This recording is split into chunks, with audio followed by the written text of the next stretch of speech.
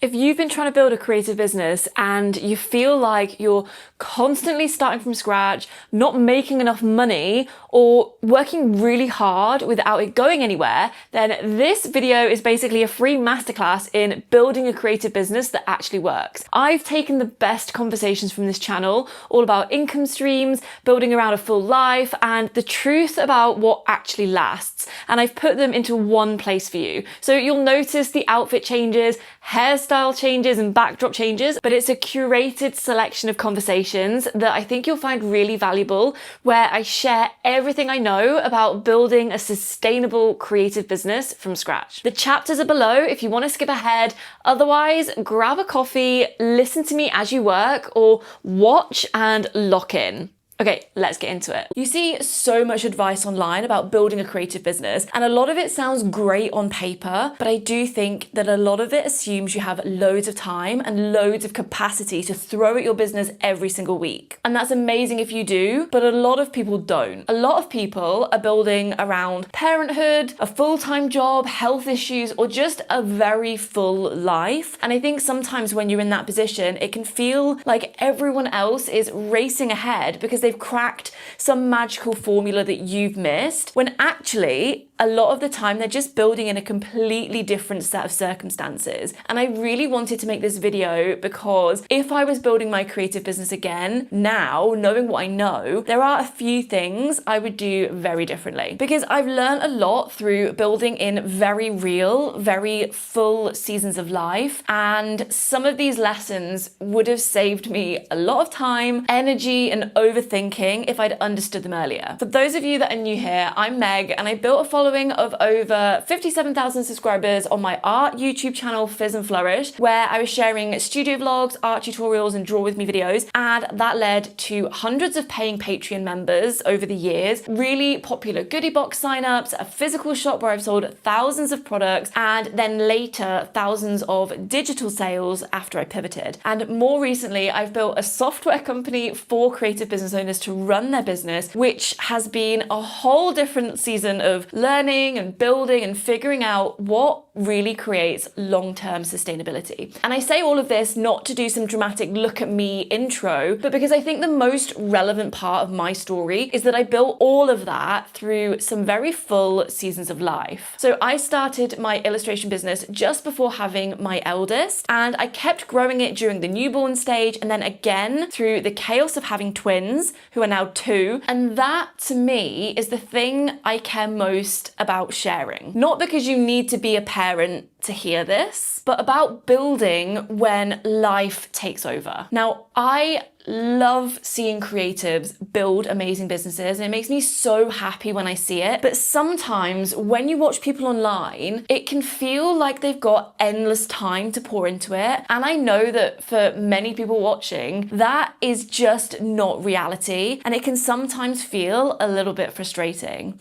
And if you're watching this and nodding along or shouting, "Yeah, me too," at the screen or wherever you're listening, then just know that if I can build this with a toddler and newborn twins, I promise you do not need perfect conditions to make meaningful progress. So I want this video to be the version of the conversation for the person who's trying to build something in the cracks of time. The person who has got ideas and ambition and wants more for themselves, but has a real life to factor in. Because it is possible, but you have to build it differently. So if I was building my creative business again now, with the life I actually have and the lessons I've learned the hard way, these are the things I would focus on much sooner, and the things I'd stop wasting my time on completely. The first thing I would do is spend much more time understanding what actually sells, but not so much time that I drift away from the thing that I actually care about making. And I think this is such an important balance, because I do not believe the answer is to blindly follow your passion and hope that the right people magically appear. But I also don't think the answer is to chase every trend, copy whatever's popular, and then end up building a business that doesn't even feel like yours anymore. I think the sweet spot is somewhere in the middle. It's looking at the thing you naturally love to create and the thing that feels most like you, and then asking yourself how that could be positioned, packaged, or showcased in a way that actually lines up with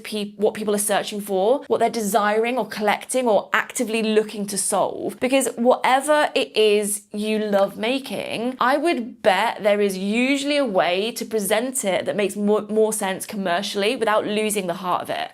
And I think this is where some creatives get stuck, because they hear make what you love and then they stop there and then they wonder why people aren't buying. Or they go too far in the other direction and they start making things they don't really care about just because they think they'll sell. And then the business starts feeling forced and just totally disconnected from them. I've definitely learned that it's not enough just to make something you love and hope that the right people somehow understand why they need it. You have to meet your audience halfway. You have to understand what they're actually looking for, what kind of language they're using, and what would make them stop and think, oh, I need that. But that doesn't mean abandoning your style. It doesn't mean becoming generic or making soulless products just for the sake of it. It means being willing to look at your work through the lens of a buyer as well as the maker. The second thing I would learn much sooner is sales and conversion, because this is where so many creative businesses struggle, and I did too. A lot of people assume that if you can get more eyes on your work, then the sales will follow. And yes, visibility matters, but traffic and sales are not the same problem.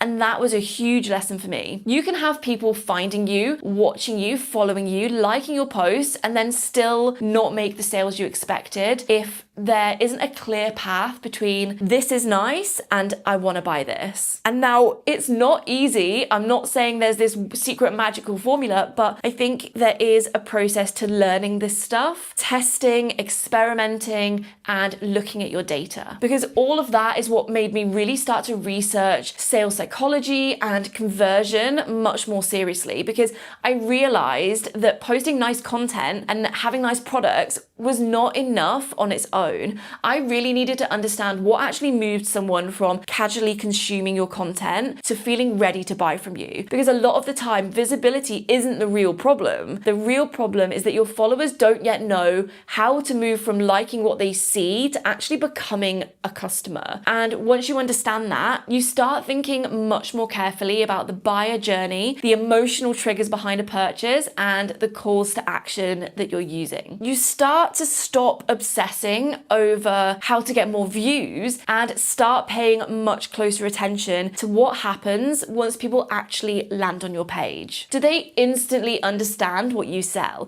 Do they understand why it matters and who it's for? Do they trust you? Because it's all very well blowing up and having loads of views, but if that doesn't translate into sales, then it's just vanity metrics. The third thing I would do differently is get honest much faster about what drains me. Not every profitable thing is worth building your whole business around. And that's quite a hard truth sometimes, because when something is bringing in money, it can feel really irresponsible to question it. You think, well, it pays, so I should keep doing it. But I don't actually think that's always wise. For me, commissions are a really good example of this. I used to do commissions way back when, and I had to be really honest with myself that even though custom work can have its place, for me, it wasn't something that I wanted taking over my business long term. It takes a lot out of you creatively. It ties up a lot of your time, and it can make the business feel much more labor heavy than you might want it to be. Also, the amount of pressure I would put on myself was just crippling. And I think this is where it's really worth looking beyond whether something makes money and asking yourself what kind of life it would create if it started taking up a bigger part of your business. Now, if that thing is currently paying a lot of your bills, I'm not saying you need to cut it off overnight, but I do think there's real value in asking how you could gradually build more of the work you actually want to be known for, so that the draining thing doesn't keep taking quite so much of your energy. So the fourth thing I would do differently is hustle in much shorter,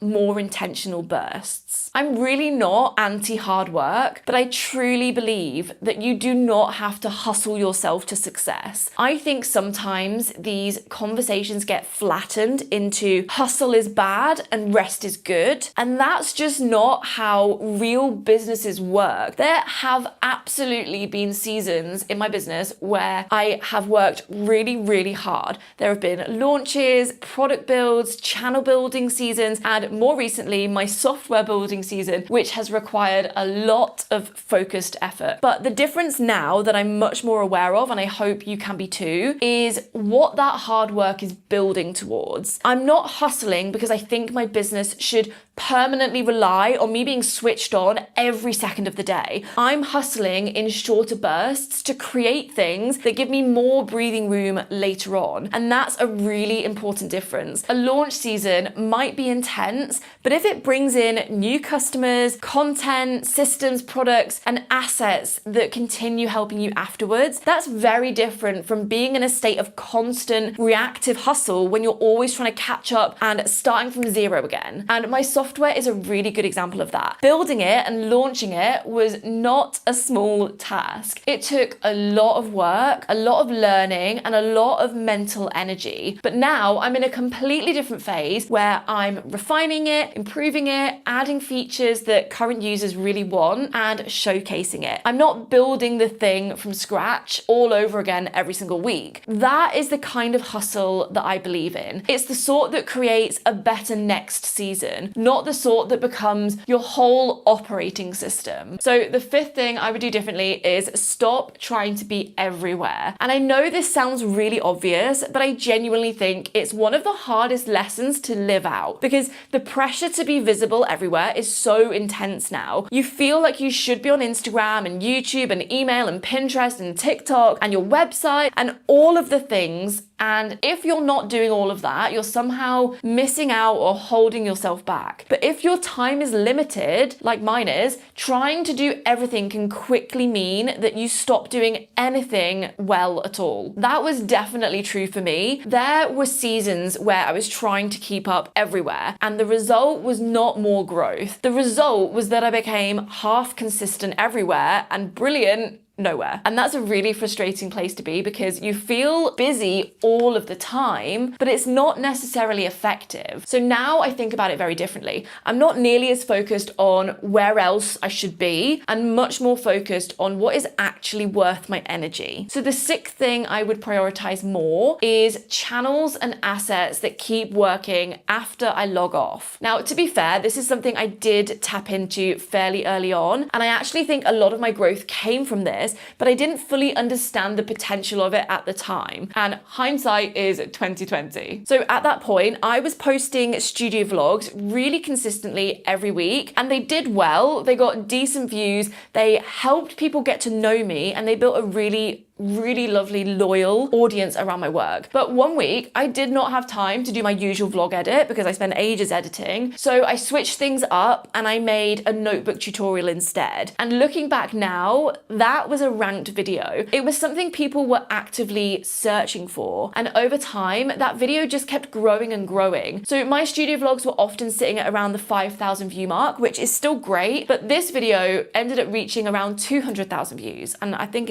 I don't know what it's on now, and the exact same thing happened with one of my draw with me's. Again, I didn't have time for my usual vlog, so I tried something different, and that video is now at over 1 million views. And I think it slowly dawned on me that this kind of evergreen searchable content was where the bigger long-term reach was for me. And if you do it well, that can also be where the longer term sales come from too. I really wish I'd paid closer attention at the time to what was actually working. Now, I'm not saying I should have stopped doing studio vlogs, because I honestly don't think that would have been the right move. They were brilliant for building trust, connection, and a real fan base. Those were the people who wanted my products because they were invested in me and my artwork. But evergreen content does something different. It keeps finding new people long after you've posted it. It keeps working in the background, and it has the potential to keep earning, keep growing, and keep bringing new people into your world without you having to start from scratch every week. And you might be thinking, but you said earlier that views weren't the goal. But if you've done the research into the sales and conversion side, like all of these points put together, and you pair that with an evergreen video, you've got long-term visibility and long-term sales. But it's not that one type of content is good and the other is bad. It's that when your time is limited, it really helps to understand which parts of your business build trust in the moment and which parts have the ability to keep working for you later. I think if you have limited time, you really need to ask yourself what in your business can continue doing something useful once you've stopped working for the day. That could be YouTube videos, it could be your SEO, maybe a really good email sequence or a digital product or more evergreen content like Pinterest. But the point is, some things expire quickly and some things keep helping long term. And if I'm choosing where my energy goes now, I care much more about that distinction. That's one of the reasons I went all in on this new YouTube channel. Within 12 uploads, I got monetized, and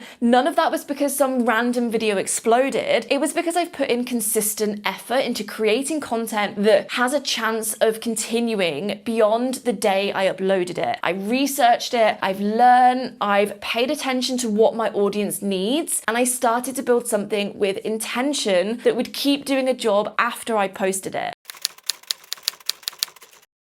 I used to think that if I made better artwork or posted more consistently, my creative business would naturally grow. I thought that growth would be this steady upward thing, more orders, more momentum, more confidence, but instead what I got was inconsistent sales, busy weeks followed by quiet ones, and long stretches of creating, posting, sharing, and then wondering why nothing seemed to stick unless I was constantly online. That was exactly where I found myself a few years in. I was trying everything, watching other creatives grow, and thinking to myself, what am I missing? In this video, I want to walk you through what actually helped me grow my creative business, not as an overnight success, but in a way that became sustainable over time. So I'm sharing the shifts that mattered, what I stopped doing and what I focused on instead, so that you can take these lessons and apply them to your creative business. If you're watching this, chances are you're not starting from zero, which means that you've already done the scary part of putting yourself out there. You've likely had some sales and you've had people find your work and love it, and you don't have to beg people to buy from you. So you've likely had that moment where you've thought, this could actually work. Like, this could actually become something legit. But right now, it just feels heavy. You know it's possible, but you also know how unpredictable it can be. Sales can feel unpredictable because they spike when you're actively showing up and posting and emailing and talking about your work, and then they go quiet the moment you step back or take a break or just need some time to breathe. And that is exhausting because you can't be switched on all of the time. You've got a life outside your business. You might have kids or a job or just other things going on that means you can't constantly feed that algorithm. So when I first started my art business, this stage felt overwhelming because I had too many ideas bouncing around in my head and no clear sense of where to focus my limited time and energy. So I was constantly chasing the next thing, whether that was the next product I should be making or the next platform I should be on, or maybe the next strategy I should try. And I was convinced that this one thing would be the thing that finally made it all click into place and start working consistently. I also felt really confused by comparison because I would watch other creatives do something and it would work brilliantly for them, and I'd try the same thing and it would just fall flat. So Patreon is a good example of this for me because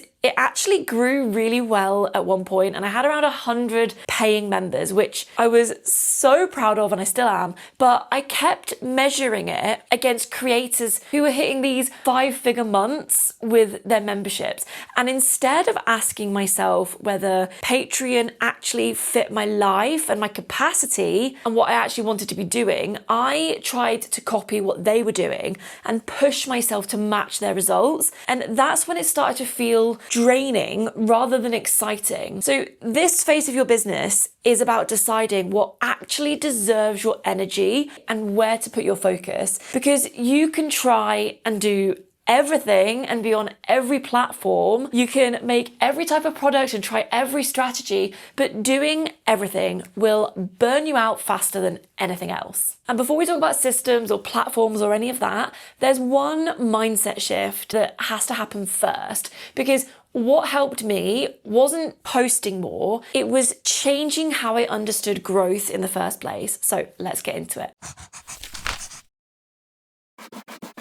For a long time, I thought that the issue was effort. Like, if things weren't growing the way I wanted them to, it must be because I wasn't consistent enough, or I'd ruined my momentum by not showing up perfectly every single day. And I was terrified that any inconsistency would break everything I'd already built. And if I took a week off or posted less frequently, people would forget about me and I'd have to start all over again. But nothing bad happened when I took breaks. What mattered more than perfect consistency was my ability to bounce back and to do it without apologizing profusely for being away. So early on, if I disappeared for a bit for whatever reason, I'd just avoid coming back. Like, I didn't even open the app because out of sight, out of mind. I put so much pressure on myself and I felt like I had to explain or justify why I hadn't been posting. And ironically, that avoidance did far more damage than the break ever did.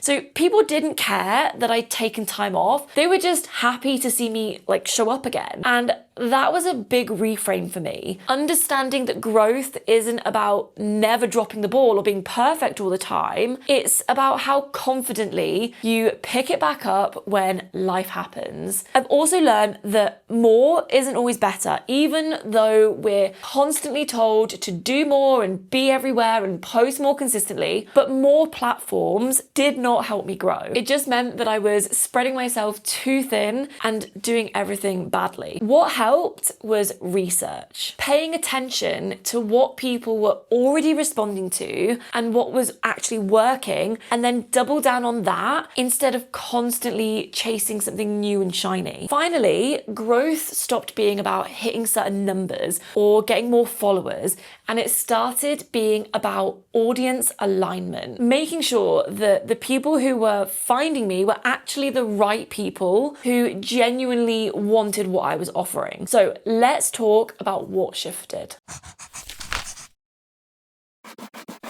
I think a lot of creatives struggle with the fear of feeling stuck in maker mode. I don't know if this is something that every creator is aware of. We didn't necessarily get into this to be business owners. We got into it because we love making things. But at some point, I had to acknowledge that I couldn't just be a maker anymore. And if I wanted this to grow into something sustainable, I had to step into the role of business owner and not just manufacturer of my products. So early on, I sold these monthly calendars and I remember selling 40 during the launch, which felt amazing at the time. That is, until I had to print every single page myself and then glue them all together by hand. My printer was painfully slow, ridiculously slow. And each notepad took around 3 hours or more to make from start to finish, which meant I was spending entire days just printing and gluing and cutting when what I actually wanted to be doing was creating new artwork. And I remember sitting there late one night in my studio with glue all over my hands and thinking, I wanted to be an illustrator. I didn't sign up to be a print house or a manufacturing company. And that is when I decided to start getting them manufactured properly, which was scary because it meant investing money up front, but it freed up my time. And that time mattered far more than the satisfaction of doing everything myself or having slightly higher profit margins that I got from making them at home. That was also when I stepped into another role that I hadn't really planned for, which was content creator, learning to film and edit, and then most importantly, what I think a lot of creatives don't necessarily do is review my own work. Not harshly, but just in a constructive way to help me improve and get better over time. So if you're exhausted right now and feeling like you're drowning in all the things that you're trying to do, this might not be your lack of discipline or consistency. It might just be that you're working in the wrong role. You're trying to do everything. You're trying to be the maker, the business owner, the marketer, the content creator, and the customer service person. And something has to give because you can't do all of those roles well at the same time. So for me, it was the manufacturing. For you, that might not be the thing that has to give, but something does. And you need to figure out how that would look for you and your creative business. If your effort is going into the wrong places, no amount of discipline or hard work or hustle is going to fix that. So next, I want to help you work out where your effort actually belongs, which platforms are worth your time, and which ones are draining it. Not all platforms are equal. And this is something that I wish someone had told me earlier, although if they did tell me earlier, I wish I'd listened because I spent so much time trying to be everywhere and do everything. Some platforms compound over time, meaning that the work you put in today continues to bring value for months or even years from now. And then some platforms just expire immediately and your content disappears into the void within a couple of days. And at some point, you have to stop asking, where should I be showing up? And start asking a more useful question, which is, where does my effort keep working even when I step away? And that answer is not universal. It really depends on your capacity, your season of life, and what you actually need your business to do for you, not what looks good on paper. So Instagram is great for community and connection. It's where relationships deepen, and I personally love chatting with people in the DMs to build those like genuine connections. You can't really get that on other platforms, I don't think. Maybe on Threads, but I'm not really active there. But Instagram's not really where sales can be running in the background because the content just doesn't get rediscovered in the same way. Instagram is great for real-time connection, for sharing product drops, updating your audience, and optimizing posts to convert when people are already paying attention. But if you want sales coming in without you constantly posting, then Instagram isn't the place to build that. YouTube is different, and this is where I started to see the real power of compounding content. Over on my main channel, Fizz and Flourish, I have videos from 3 years ago that still get views every single day. They still bring people into my world, onto my mailing list, and they introduce them to what I do, which allows them to still support my business without me having to do anything extra. That is compounding, and that is when it finally clicked for me. So when you're trying to decide where your effort belongs, it's not about picking the trendiest platform, and I'm not saying you have to do YouTube. That just worked for me. There are plenty of evergreen platforms that you can utilize, and you just have to work out what fits for you and what you actually enjoy doing. It's about noticing which places reward your depth over your frequency, which ones keep sending people back without needing that constant input, and which ones demand more and more from you just to stay visible. And don't get me wrong with YouTube. Yes, there are compounding videos,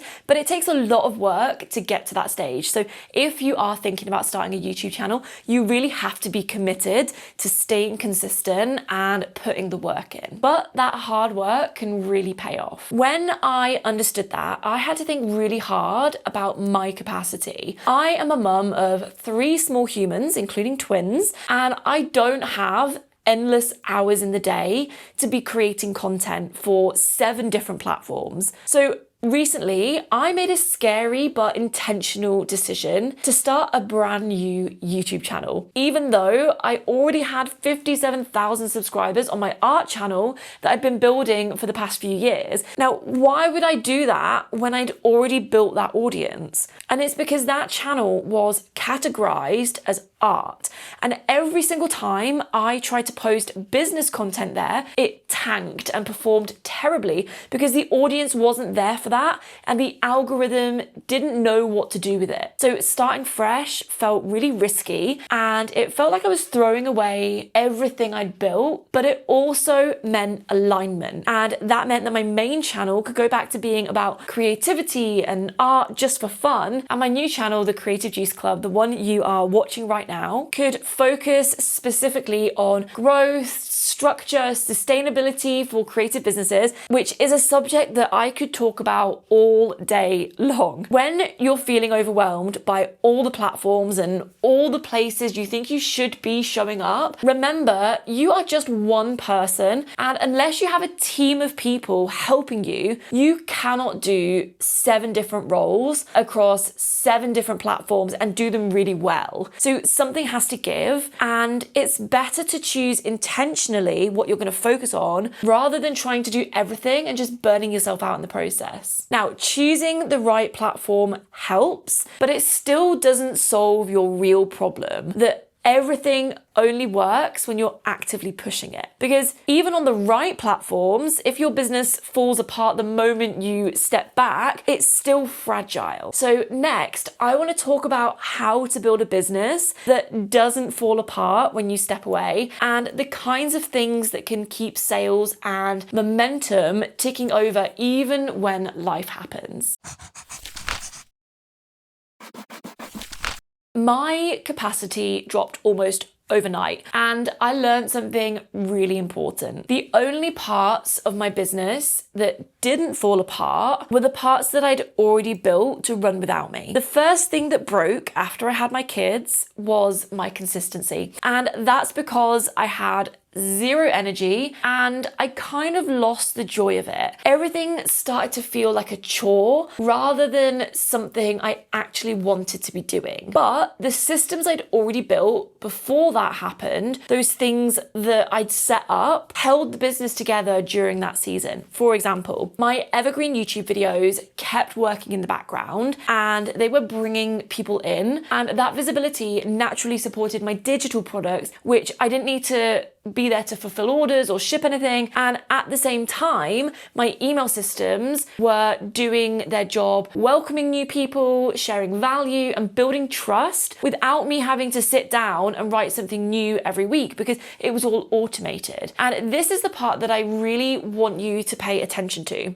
Not so that you can copy what I did, but so you can look for the equivalent in your own business. For me, this system was creating content around topics that people were already searching for, and then guiding them either towards a product that solved a specific problem or into an email list where I could continue the conversation over time, even when I wasn't showing up. The details of that will look different for everyone, but the principle is the same. Build at least one path in your business where effort today keeps paying off tomorrow instead of resetting to 0 every single time. If email automation isn't your thing, and I think it should be, but if you're not ready for that yet, there are other things you can do to help the streamlineness of your business. For example, if launches are part of your growth plan, but they've always felt chaotic or last minute, then putting a system into place here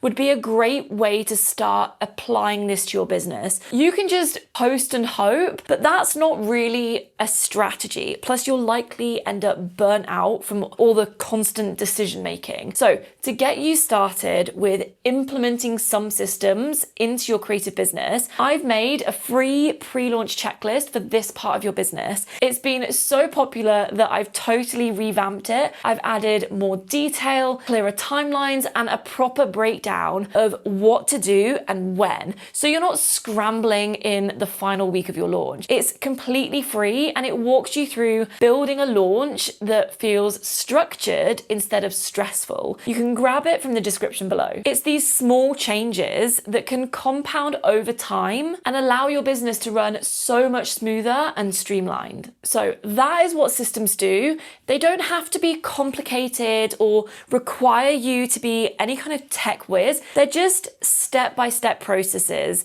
that you build once and then they run in the background. I desperately wanted to earn a living from my art, and I thought that being good at drawing would be enough. Spoiler alert, it wasn't. If you're anything like me, you didn't get into art because it was a strategic business move. You went into it because you loved it. Something about making things with your hands or drawing or illustrating just felt right. But at some point, you realize that if you want to turn this into something sustainable and it supports your life, it has to be more than a hobby. It has to work as a business. And that's where most creatives get stuck. So today, I want to take you behind the scenes of how I built my creative business from scratch, not through a viral moment or with a big budget or some magic secret, but slowly and steadily over time. And I'm going to walk you through the different phases of my journey, what I focused on at each stage, and what I wish I'd done differently, and how I'm thinking about structure now in a way that's actually sustainable. So this video isn't a blueprint, but a zoomed out view of what it actually looks like to grow a creative business over time, especially if you're doing it during pockets of your day, around your family or a full-time job, or from a place of just wanting more freedom. From the outside, my business might look like one continuous thing, but when you zoom in, it's clearly 4 distinct phrases, each with its own focus, its own set of lessons. So I'm going to walk you through each one, and as you listen, see if you can recognize your own journey in there too. And if you do, take what resonates and just leave what doesn't, and borrow anything that might help you shape what you're building next. I did not grow up thinking that I would run an art business. At school, I loved art. I mean, my GCSE art teacher actually travelled to Scotland to be at my wedding, so I've always had someone rooting for me. But after she left the school to pursue her own creative business as a ceramicist, I was told 2 things that really stuck with me, and not in a good way. One, I was warned that going from being the top art student in my school to art college would be a really harsh reality check. That I'd go from this, and I remember the quote, they said, a big fish in a small pond to barely average, and that I'd struggle. And that really crushed my confidence. Remember, I was like 17 at the time. And 2, at the time I wanted to study animation and I was just really drawn to it. But someone told me I just didn't know enough about computers to pursue it, that I'd be out of my depth. And I'm not telling you this to be negative. I'm telling you because I should never have let those comments stop me. And if you've ever had someone make you feel like you're not good enough or like your dream's too far out of reach, I want you to know that you don't have to believe them. And I really wish that I hadn't. At that age, those comments were enough to push me away from art altogether. And I didn't have the confidence to push back or prove anyone wrong. So instead, I studied costume for film and theatre. It was creative, but it never lit me up the same way that art did. And it felt like I was doing something adjacent to what I actually wanted, but wasn't quite hitting the mark. So fast forward a few years, I was working in China in 2020 on one of the biggest shows in the world. It was a dream job on paper, the kind of thing that people would hear about and go, wow, that's incredible. But I felt completely unfulfilled. I loved the people. I met some incredible people, and that isn't part of this, but it was the job itself. I was good at it. I was good at what I did, but it didn't feel like I was creating anything that mattered to me. And then lockdown hit and I was still in China. So like everyone else, I was stuck in the house. And during that time, I discovered studio vlogs on YouTube. If you can't tell, by the way, I'm getting over a cold and a cough, so I sound a bit husky, a little bit like Phoebe from Friends. But anyway, people were filming themselves drawing, painting, working in their studios, and I just fell in love with that whole world.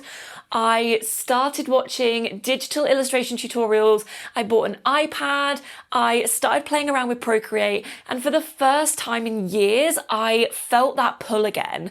And that's when I started taking it seriously. I'd been sharing my artwork online, not with a big plan, I was just posting what I was making and drawing, and people started to connect with it. People were commenting, following along, asking questions, and it's like I discovered this whole world with communities and strangers online supporting each other. And that gave me the confidence I needed to keep going when I eventually got back to the UK. So once I started showing up with a bit more consistency, not just in making the work, but actually sharing it, things started to shift.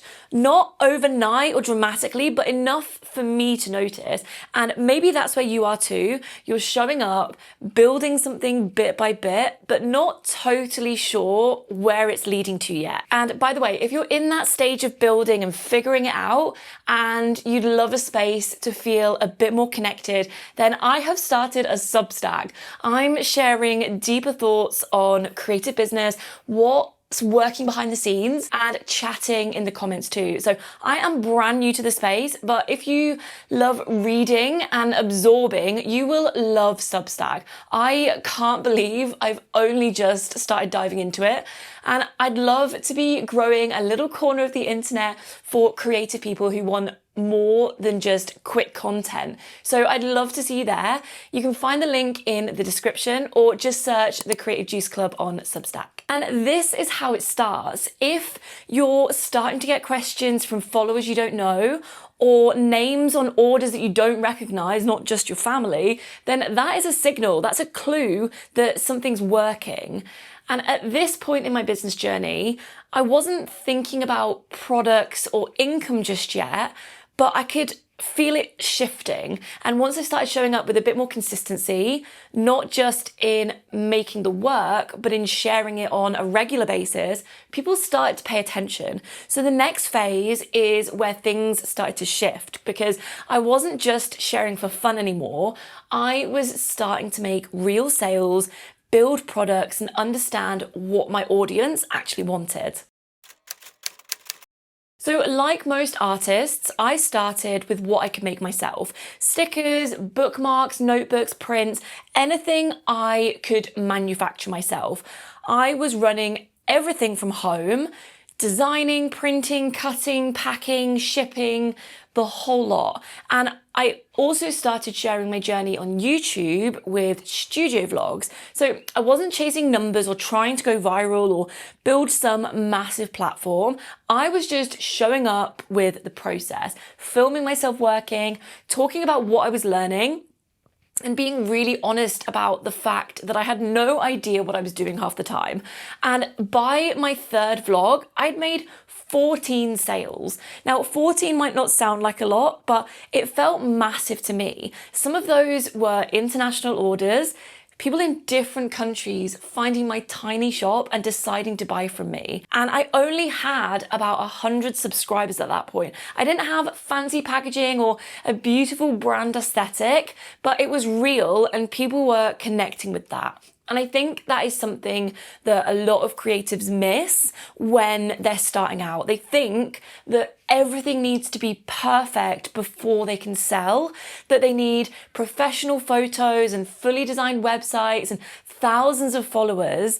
But actually, people just want to connect with something real, especially in today's world of AI. They want to see the person behind the work. And when you let them, when you show them the process, the mess, the figuring it all out, that builds trust way faster than any polished feed ever could. Over time, as my life shifted, I started to shift what I was making. So I moved into manufactured products, So although I was designing everything, I wasn't also being the production company, which gave me more time to create. So I tried subscription boxes for a while, which sold really well, but it took a huge amount of time to create. So eventually I landed on digital products, which just worked so much better for my life once I became a mum of 3, twins included. And I think that that's something people don't talk about enough. Your business is allowed to evolve and you don't have to stick with the first thing that you made forever. Pivoting your product line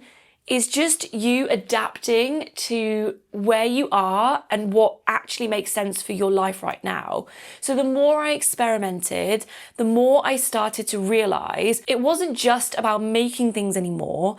It was about making it work, not just creatively, but sustainably, because I didn't have time to chase every single idea anymore. I had very limited hours, so I couldn't afford for it to be guesswork. So that's when things started to shift again. I wasn't just testing ideas, I was starting to think about structure, about how I could keep building this without burning out. So far, I've talked about my shop, but I didn't build my business around one income stream because I couldn't afford for that one thing to stop working. I started to daydream less, although I think daydream is just the creative person's way of strategizing.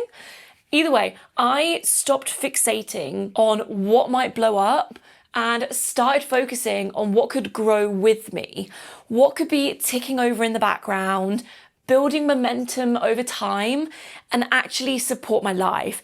And that shift shaped what came next.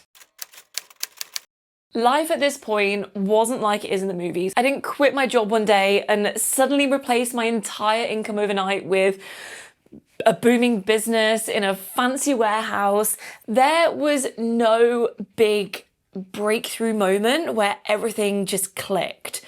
And that's because I built gradually, one income stream at a time. Behind the scenes, I was figuring out what actually could support my life, not just what I wanted to make, but what people were already buying. And more importantly, what could keep working even when I couldn't. So YouTube ad revenue started trickling in as soon as I hit the monetization threshold. Then came brand deals. Small ones at first, then gradually bigger names. The kind of collaborations I used to dream about in the early days. And it's funny how things shift though, looking back. I now turn down pretty much all brand collaborations to focus on my own stuff. I'm never gonna say never, but at the moment I get emails constantly about brand deals and I'm saying no to them. So it's really interesting to see how your goals change over time. So at that point, shop sales were starting to become more predictable and then digital products started selling too. So over time, those income streams started working together and eventually they were enough to sustain me through maternity leave. And that was huge because I built a business that could keep going even when I stepped back, even when I wasn't actively creating or posting or showing up every single day. And that wasn't luck, that was structure. I had systems in place, evergreen YouTube videos that kept bringing in traffic for months, even years after I posted them, digital products that people could buy at 2 a.m. without me needing to be awake, although at that stage of motherhood, I probably was awake. I had email sequences that nurtured new subscribers automatically. So I set things up to work for me in the background. And that is what made it sustainable because although consistency is super important to growth, sometimes life gets in the way. And when that does happen, structure is what makes your business resilient. There's a quote, I think it's from the book Atomic Habits. It's, you do not rise to the levels of your goals, you fall to the level of your systems. A creative business should support you, not depend on constantly showing up and performing just to keep it alive. And I know that sounds obvious, but so many of us build businesses that completely rely on us being on all of the time. And that is just not sustainable long term. When we had our twins, my capacity dropped basically to nothing. And if my business had required me to be actively creating and posting and engaging every single day to make money, it would have collapsed. I'm able to stay consistent now. The twins are 2 and, I've got things in place to allow myself to work a little bit in pockets of time. But during that newborn period, I didn't have that. And that's what I'm talking about here, because I'd built those systems, those evergreen pieces and automated parts that kept it ticking over. And don't get me wrong, not to the same level as when I was fully active, but enough. So I used to think that the whole point of being an artist who makes content was just to sell more art. Like if I showed my work, shared my process, and posted consistently enough, the sales would just follow, and that would be that. Like I'd be able to build a sustainable living from making what I loved. Simple. Now, I know some people will say, just learn SEO, make a product, rank it on Etsy and done. Yes, that is a path. For some people, it genuinely works. And if that is you, then brilliant. And I suspect I'm not alone in this, SEO is basically a foreign language to me that I've been meaning to learn since probably 2020, and I'm still on lesson 1. But what I've actually discovered after years of making content and building an audience from nothing and watching the patterns in how money actually flows into a creative business is that I had it completely backwards. The art was never the problem. The art was good, but sales from artwork alone, even consistent ones, almost never add up to a full living, not without something else sitting underneath them. And that something else wasn't more products or better listings on Etsy. It was the content itself. The content was the business. I just hadn't built it that way in the beginning. So I want to walk you through the 5 income streams that content can actually build for your creative business. And I'll share my own experiences with each one to give you a realistic picture of what those numbers could actually look like for you. Because if you are a product-based artist who's making content or thinking about starting, I want you to understand what content can actually do for your income beyond just driving people to your shop. And stick with me to the end, because the last income stream is the one you've probably heard talked about the most, like 1,000 times, but I want to go really deep on this one because I think most creators are leaving serious money on the table with it. And it's simply because they're only ever being given surface level advice. So if you're watching this, chances are you're already making things, physical products, things that take time and skill to create, and then you price them and put them out into the world and you hope that people buy them. And some of them do. Maybe you're getting pretty regular orders. You might have had brilliant launches, repeat customers, or a product that sells in the background, maybe through your email marketing. And that feels so good because it feels like proof that it's working. But, and I say this as someone who has been there, there's often this moving goalpost feeling that never goes away. Like the more you sell, the more you make, it just doesn't feel like enough. The income is there, but it also feels really fragile. One slow month and the whole thing feels like it could fall apart. And you start wondering if you're just not working hard enough or not promoting enough. And I want to offer you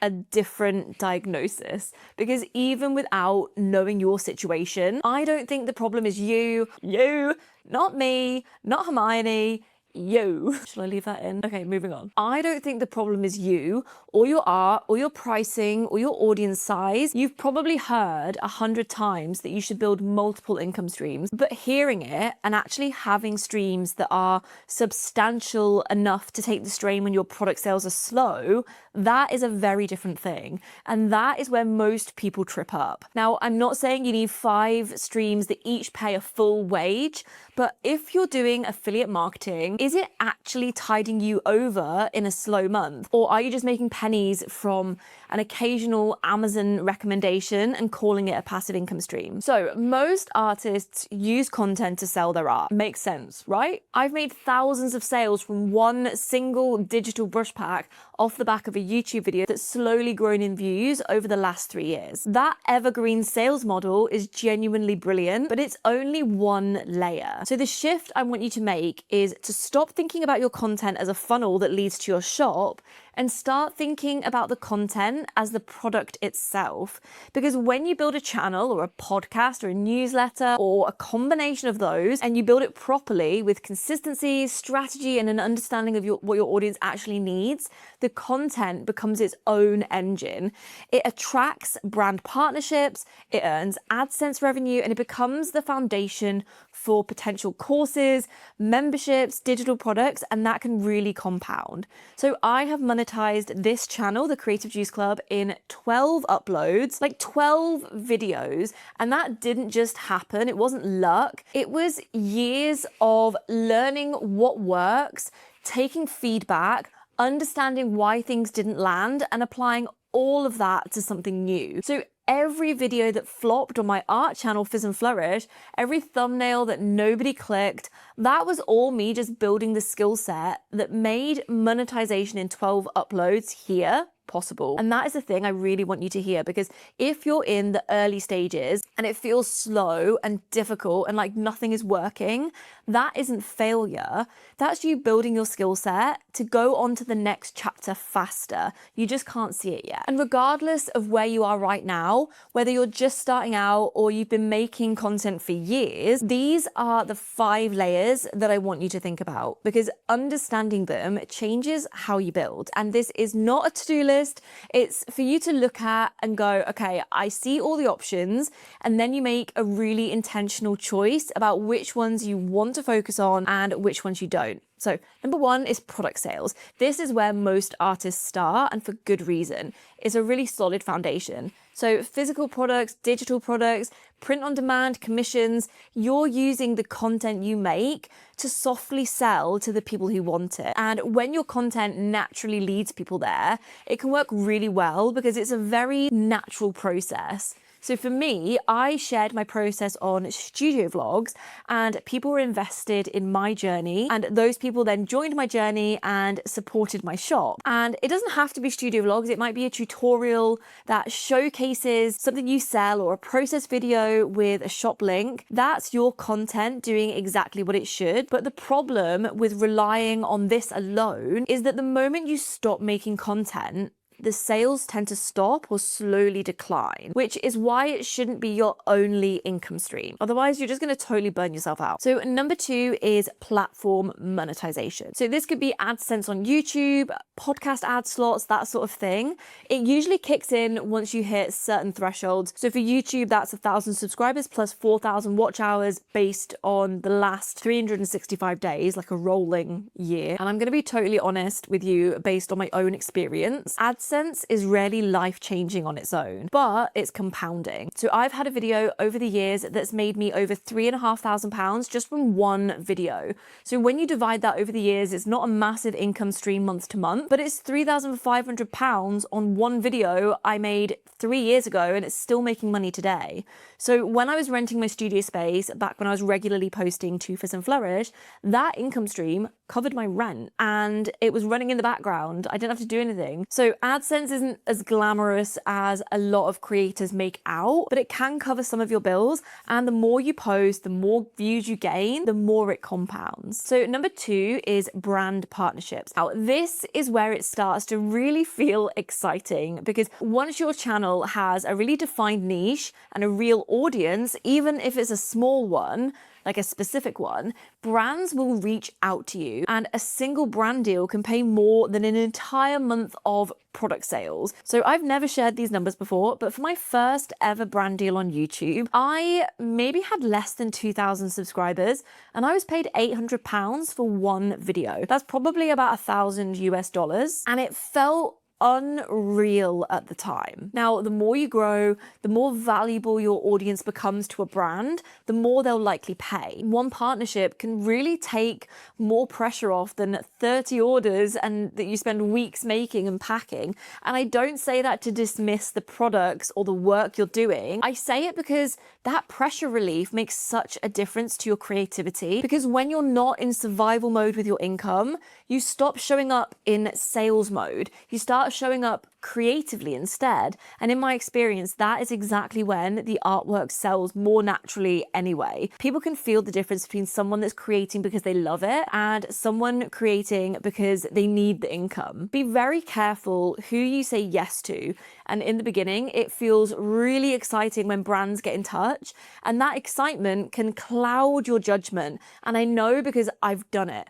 I once promoted a designer handbag because honestly, I wanted the handbag. I'd never owned anything designer.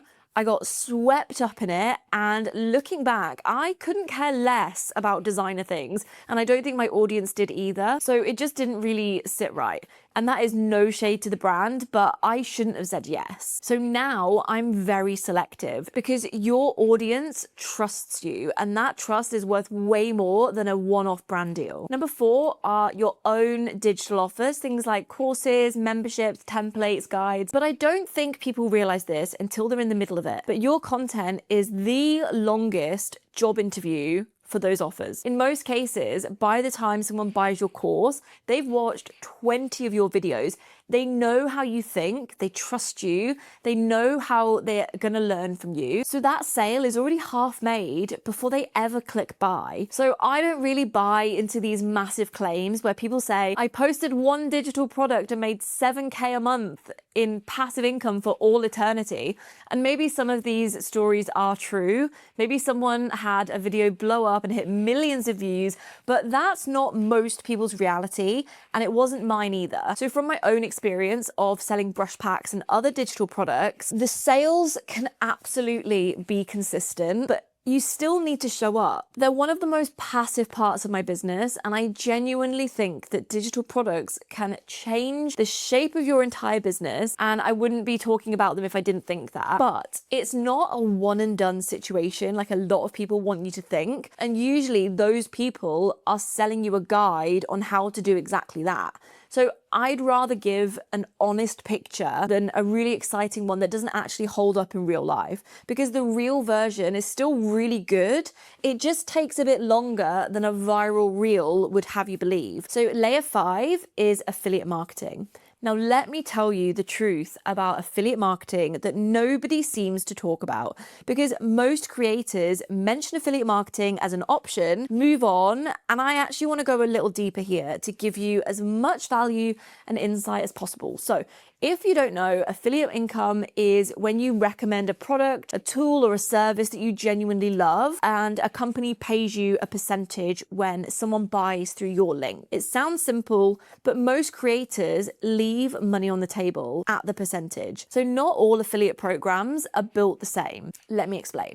So you'll hear a lot of creators talk about Amazon. And look, I am in the Amazon affiliates program. I can't remember what it's called, Amazon Associates. And it's brilliant if you're already using products in your videos and you just want a low effort bonus. But Amazon's commission rates are tiny, like pennies, a couple of pounds maybe. For me, Amazon worked out at around £30 a month. Now, if you're doing full step-by-step process videos showing people how to make something very specific that requires a lot of tools and materials, then Amazon commissions can genuinely add up. And I know a creator personally earning at around £700 a month just from Amazon alone.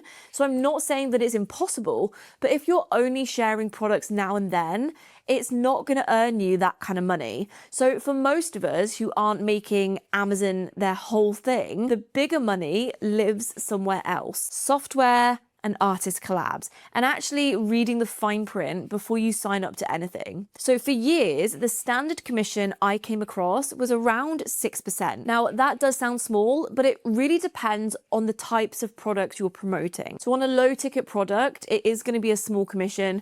You'll maybe earn a couple of pounds per sale, but I was also getting 6% on a high ticket item, which was £100 in my pocket for every single sale. Same percentage, completely different payout. Then there are the collabs. So I once partnered with another creative company on a project where I designed a keyboard and they produced it. And they offered to split 50% of the profits with me, which was a great deal. And unlike a lot of the partnerships that I'd had in the past, and that kind of arrangement becomes possible by building real trust with your audience and a genuine relationship with another business. So apart from that one deal, all of those years of low percentages shaped exactly how I wanted to build my own affiliate program when the time came. Because when you've been on the receiving end of putting so much effort into sharing a company, filming, editing, promoting, you want to be rewarded for that. So when I sat down to build the affiliate program for Artova, the software that I talked about earlier, I chose to do it differently. So I went with a really generous commission rate, and not because that's the industry standard, because it's definitely not. I did it because I'm not a big corporation, I'm a creator, and I want to grow with the people that are supporting me. And by the way, if you have tried Artova and loved it and want to be an affiliate, you can apply to become one, get that generous commission. I shall leave the link in the description. So it's not about chasing every affiliate link you find. It's about choosing the programs where the audience aligns and the maths actually works for you. There are so many other streams of income that you can build into your creative business, but I don't want to overwhelm you and give you this huge long list. So I've just chosen a few of my favorites. Now, I've mentioned Artova a few times in this video, but I haven't actually told you all the exciting news around it. So if you don't mind, I just want to share that with you briefly because I am bursting at the seams about it. So as I said earlier, Artova used to be called My Creative Hub, but this isn't just a fresh coat of paint in terms of a rebrand. It is a whole new chapter, a new dedicated website, loads of new features, deeper workflows, and a system built around this idea that your creative business should feel like one connected home, not a bunch of scattered tools that don't talk to each other. So if you're anything like me, your business is probably living across 10 different places right now. You've got ideas scattered everywhere, notebooks, tabs, the notes app, random scraps of paper you swear you're going to come back to, or you're consistent for a week and then life happens and it all falls apart again. And the tools out there that are meant to fix all of this are almost always one of two things. They're either too corporate, like they're designed for big teams, or they're a blank canvas, which means that you've now got to spend your time building a system from scratch before you can even start using the thing. And neither of those work when you've maybe got an hour to your day of actually running your creative business. So it's a workspace designed specifically for creative business owners. Your product launches get broken down into clear steps and your numbers aren't this scary mystery you keep avoiding. So if you fancy having a look, there is now a 7-day free trial with full access to everything. So I shall leave the link in the description below, or just go to artova.io and have a look around at the shiny new website. Okay, thanks for letting me share that exciting news. Let's go a bit deeper on the topic of this video. You're not an artist making content, you're a content creator who makes art. If you're ready to make content the real income engine for your creative business, not just a shop window for what you already make, but a proper compounding, multi-layered income stream, then you really do have to be willing to step into the role of being a content creator, not an artist who occasionally records a process video or someone that posts on Instagram when the mood strikes, but a content creator who happens to be an artist. And look, I already know that some of you are going to hate this idea. The words content creator might have just made you flinch, and I really get that. There are other routes. If SEO is a skill that you have, you're willing to learn, then go all in on that. But if SEO isn't your strength, and markets aren't enough to pay the bills, and you want to turn your art or craft into a full-time income, then this is the way. So you might feel like it's taking away from your artwork or your creativity, but content creation is creative in itself, and it's a great way for you to share your work with the world. Now, I'm definitely not saying hustle and post every day on Instagram until you burn out, but there are ways to make this sustainable. And if you want to learn more about that, then go ahead and subscribe, because I'm sharing so much value and behind the scenes on this channel. When I made that shift in mindset on how I approached content creation, it became an enjoyment, not a chore. And that's because I wasn't trying to squeeze squeeze content out of my artwork as an afterthought. I was making content that happened to feature my artwork, and that is a completely different feeling with different pressure and a completely different outcome. So the thing I really want to challenge you on here is whether you're genuinely willing to be a content creator first and an artist second. Because what you decide on that one thing is going to shape everything that happens after it. And if your head is spinning with all of this, that is exactly why I built Artova. It's the system I use to keep my goals, ideas, content, and launches moving forward, built for how creative brains actually work, not corporate teams. A few years ago, I started building multiple income streams in my creative business. Some of them are still making me money today without me touching them, whereas others completely died. And the difference between what lasted and what didn't has taught me everything I know about building a sustainable income. And that's exactly what I want to share with you today. So over the years, I've built income streams that have made thousands of pounds in sales in a matter of weeks, and others that have quietly ticked away in the background for years without me having to do much. And then there are the ones that I made a conscious decision to walk away from, even though they were making me money, because what they were costing me in time and energy just wasn't worth it anymore. And today I want to walk you through what I'm focusing on now, like the things that are actually building my income in a way that works around my life and not against it. It's very easy to talk about passive income and evergreen systems like they're this magical, effortless thing that you set up once and then you disappear off to a beach somewhere. But the reality is a bit more nuanced than that. And unless you understand exactly how to build it, then passive income just doesn't work the way those YouTube videos would have you believe. So I'm going to walk you through an actual framework for deciding what's actually worth building, what to walk away from, and what the income streams that are still working for me years later all have in common. Because you're watching this, I'd guess that somewhere in the back of your mind, you're trying to figure out how to build something that doesn't require you to be switched on and showing up every single day just to keep the income moving. Maybe you're exhausted from constantly creating new things or showing up and chasing the next launch or the next post or the next sale, and you keep hearing people talk about passive income and systems and evergreen content, but you're not entirely sure what actually works. And I completely get it, because I spent a really long time in that exact place, trying things, investing time and energy and sometimes money into things that looked brilliant on paper but didn't quite deliver what I'd hoped. And for some of those things, I genuinely thought they were going to be the thing that finally gave me breathing room. But what I've learned is that income streams still working years later all have the same thing in common. And the ones that died also had the same thing in common. And once you can see that pattern clearly, it changes how you think about where you put your energy, which is especially important if your time is limited, which for most of us who are building around real life, it is. What declined? I want to start with the mistake, because I think understanding what went wrong is actually the most useful place to begin when it comes to building income that genuinely lasts. So my art channel, Fizz and Flourish, was really working. I built it up over the years. I was making regular AdSense income. My brush pack was selling consistently off the back of all of that. And at its peak, I was getting at least 10 orders a day just from people finding my videos. That's a real compounding income stream doing exactly what it's supposed to do. But this is what happened. After I had my kids, my capacity dropped significantly and suddenly. And my Fizz and Flourish channel was the thing that suffered most,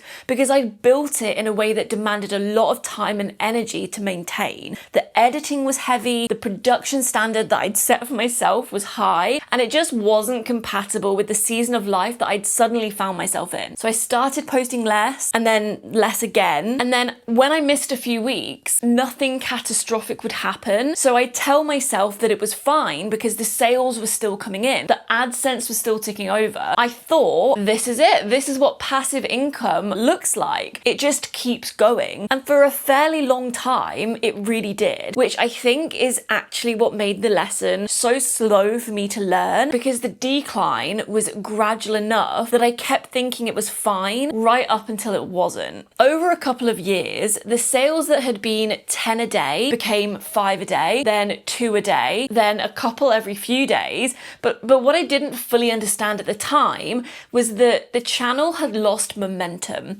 And when I did eventually start posting again a few years later, the views never really got back to where they were when I was showing up consistently. The algorithm had moved on. More importantly, the audience had moved on, and the gap I'd left was just too long for me to pick up exactly where I'd left off. And the thing I had to sit with is that I think I confused it's still earning with it's sustainable. And those are not the same thing. The channel was still earning because I'd built enough there that the momentum carried it for a while, but I hadn't been building anything new, which meant there was nothing to replace what was slowly fading. I was just coasting on the old effort without adding to it. And eventually old effort runs out. The lesson, and this is the one I really want you to think about, because I don't think this gets said enough, is that passive income is not truly set and forget it forever. The income streams that compound still need enough of your presence to keep compounding. Not constant and not in the same intensity as the building phase, but consistent enough that you're adding to what exists rather than just watching it slowly wind down. I still make sales from Fizz and Flourish today, from videos I posted years ago. That part is genuinely remarkable and I'm so grateful for it, but it's not what it was. And the reason it's not what it was is that I stopped building. And then I told myself for too long that stopping was fine because nothing had broken yet. The second time around with this channel, I built it differently.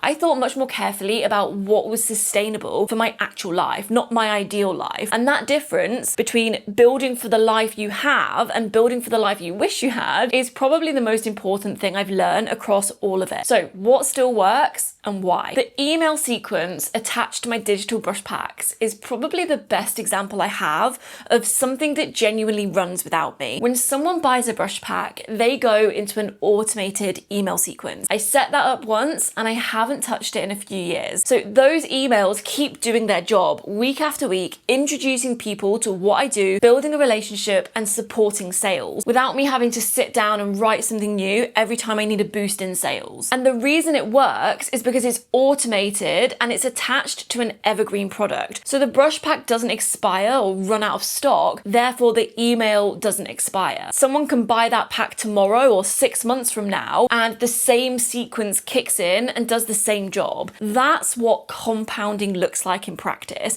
And it's not glamorous, but it works. If I had to point to one thing I'd encourage any creative business owner to prioritize early, it would be this. Not necessarily a brush pack specifically, but building at least one automated pathway in your business where you put the work in once and it keeps paying off over time. And what I love about this is how it connects to everything I just said about YouTube, because YouTube is what finds the person in the first place. Someone discovers a video, they buy the brush pack, and then the email sequence takes over. So even if that person never watches another video of mine, they're still in my world. And the same applies for blogs or Pinterest, wherever you're showing up on a more evergreen platform. They're still hearing from you and they have multiple opportunities to buy again without having to do anything to make that happen. For me, YouTube brings them in and the email sequence keeps them. And together, those two things work in a way that neither one of them fully could on their own. The second thing that kept working was YouTube, but I want to talk about it a bit differently here because I've already shared what happened on Fizz and Flourish. So this channel, the Creative Juice Club, is where I took those lessons from Fizz and Flourish, adopted them, and actually put them into practice. So the first thing I did differently on this new channel was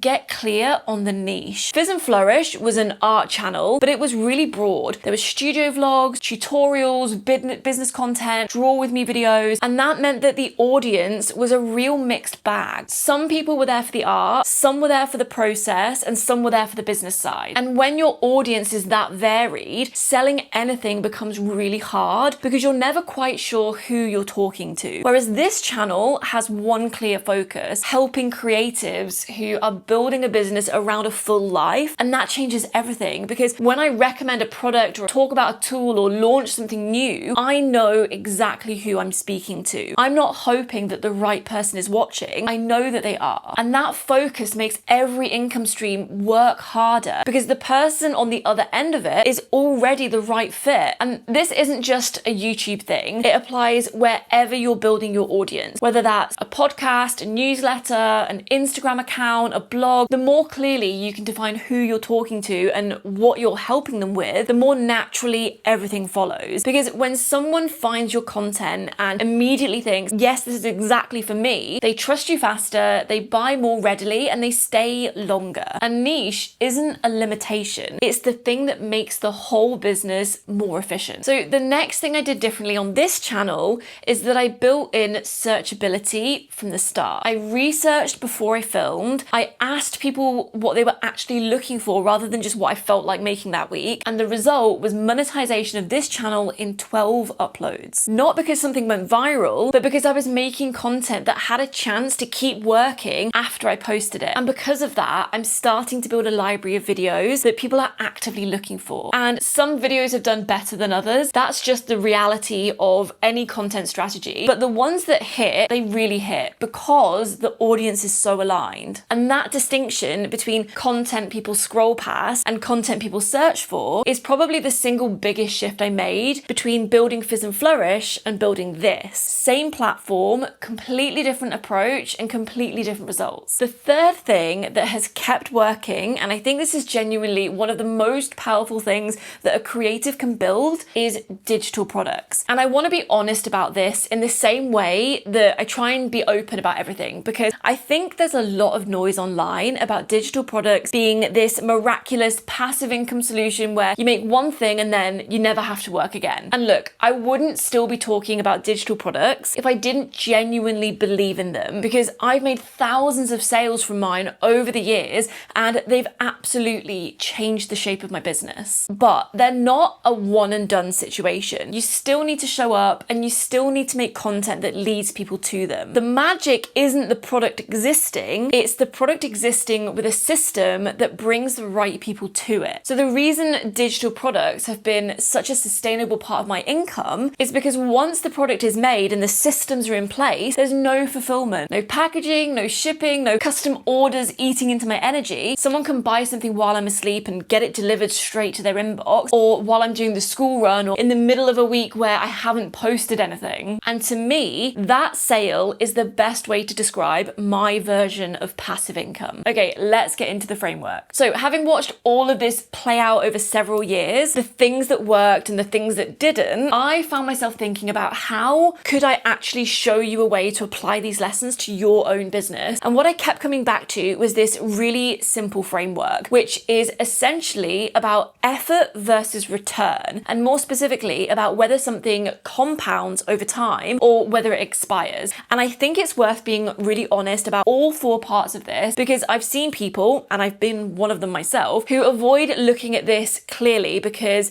they're attached to something that isn't actually serving them. So number one is high effort, low return. So try and avoid this where possible. Commissions are a really good example of this for me. It's actually how I started out, and I quickly realized that as much as I wanted it to work, the reality was really difficult to sustain. Every commission was a huge amount of effort, and by the end of it, that piece of work served one person and one person only. You can't resell it, you can't repurpose it. It gets sent to that one customer and that's it. And then there's the pressure of it. Creating something to someone else's brief, the back and forth, the weight of getting it exactly right, and underneath all of that is the ceiling. You can only ever make as much money as the hours you physically put in. Like, whereas an art print, you design it once and you could sell it thousands of times. It's the same effort, but a completely different return. And that's the difference between this category and the ones higher up in the framework. So number two is high effort, high return. These are worth doing, but you want to keep them short. So this is something like your launch season or live workshops or high ticket services. The key thing to understand about this category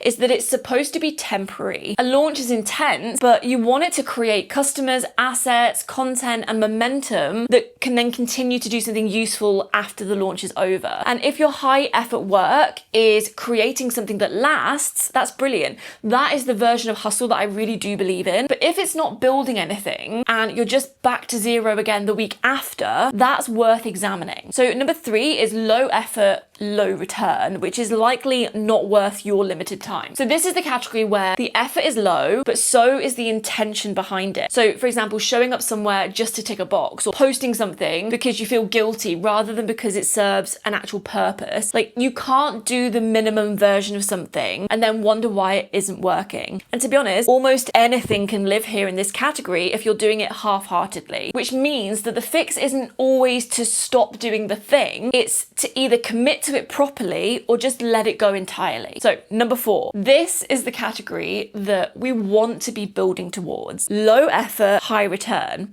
And I just want to be clear by what I mean by that, because I'm not talking about cutting corners or throwing something half-hearted out into the world and then like hoping it makes money. I mean building something so well and so intentionally that it keeps working for you over time, so that your income becomes sustainable enough that you can keep doing the thing you actually love without burning yourself out in the process. So that's things like email automation, the evergreen digital products, the searchable content, and the systems that convert in the background without you needing to be there every single day. Not because you never want to work again, but because we want the work you put in now to keep paying off later instead of resetting to zero every single week, because that is how people burn out. So how do you actually start building these? So let me give you one concrete starting point for the low effort, high return, because it's one thing to understand why something compounds and another thing entirely to know where to actually begin. So let's start with the email sequence. The starting point is so much simpler than most people think. You do not need a complicated funnel or a huge list.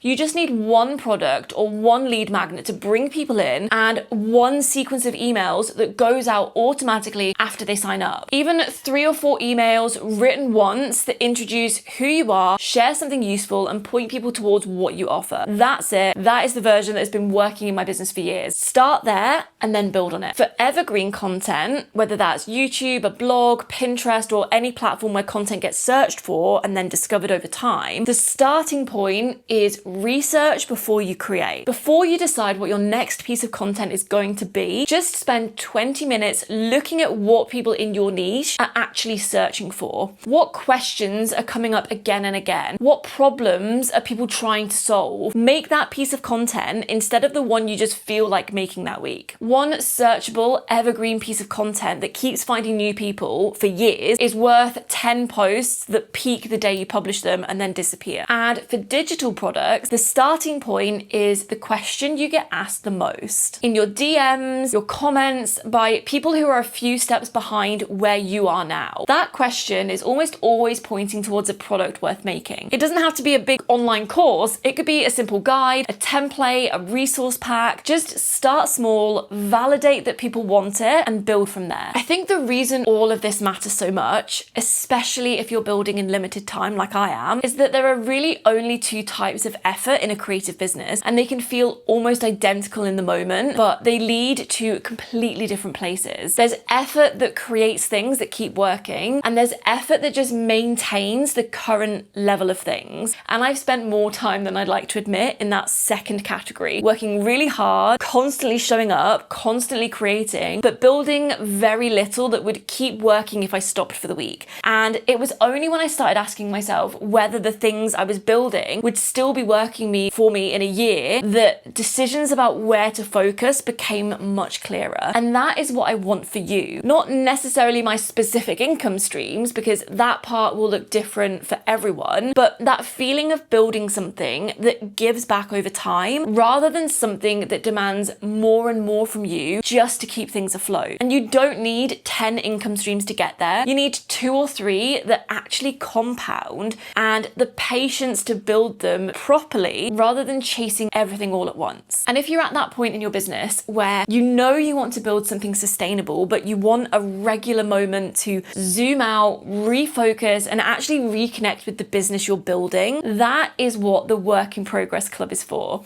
It's a monthly letter that I send out to creative business owners, a proper physical letter that lands on your doorstep every single month, filled with creative business chats, actionable prompts to help you work out what actually needs your attention, and a monthly challenge to keep you moving forward. It's the kind of thing that gives you permission to slow down for a moment and think about the bigger picture, which I think is something a lot more of us need. So the link is in the description if you want to find out more. It's open worldwide and all shipping is included. And if you want somewhere to actually plan and organize what you decide to build, the income streams, the launches, the goals, the content, all in one connected place rather than scattered across tabs and notebooks, our Tova is the workspace that I built for creative business owners. There is a 7-day free trial with full access, so I'll leave the link in the description if you want to check it out. Most creative businesses don't struggle because the work isn't good enough. They struggle because the business only works when you're having a good week. Tip 1, design your business for your worst weeks, not your best. Here's something that most creatives don't think about until it's already a problem. It's not that your business breaks when things go badly. It breaks when you're just not available to put your all into the business every day. Any business owner is on top of their game when they're well, they're rested, they're motivated, and they're firing from all cylinders. You can be consistent when your life is calm and stress-free, but that is not real life. The question that actually matters is what happens to your business when you're not at your best, when you're tired, you're sleep deprived, or something unexpected comes up,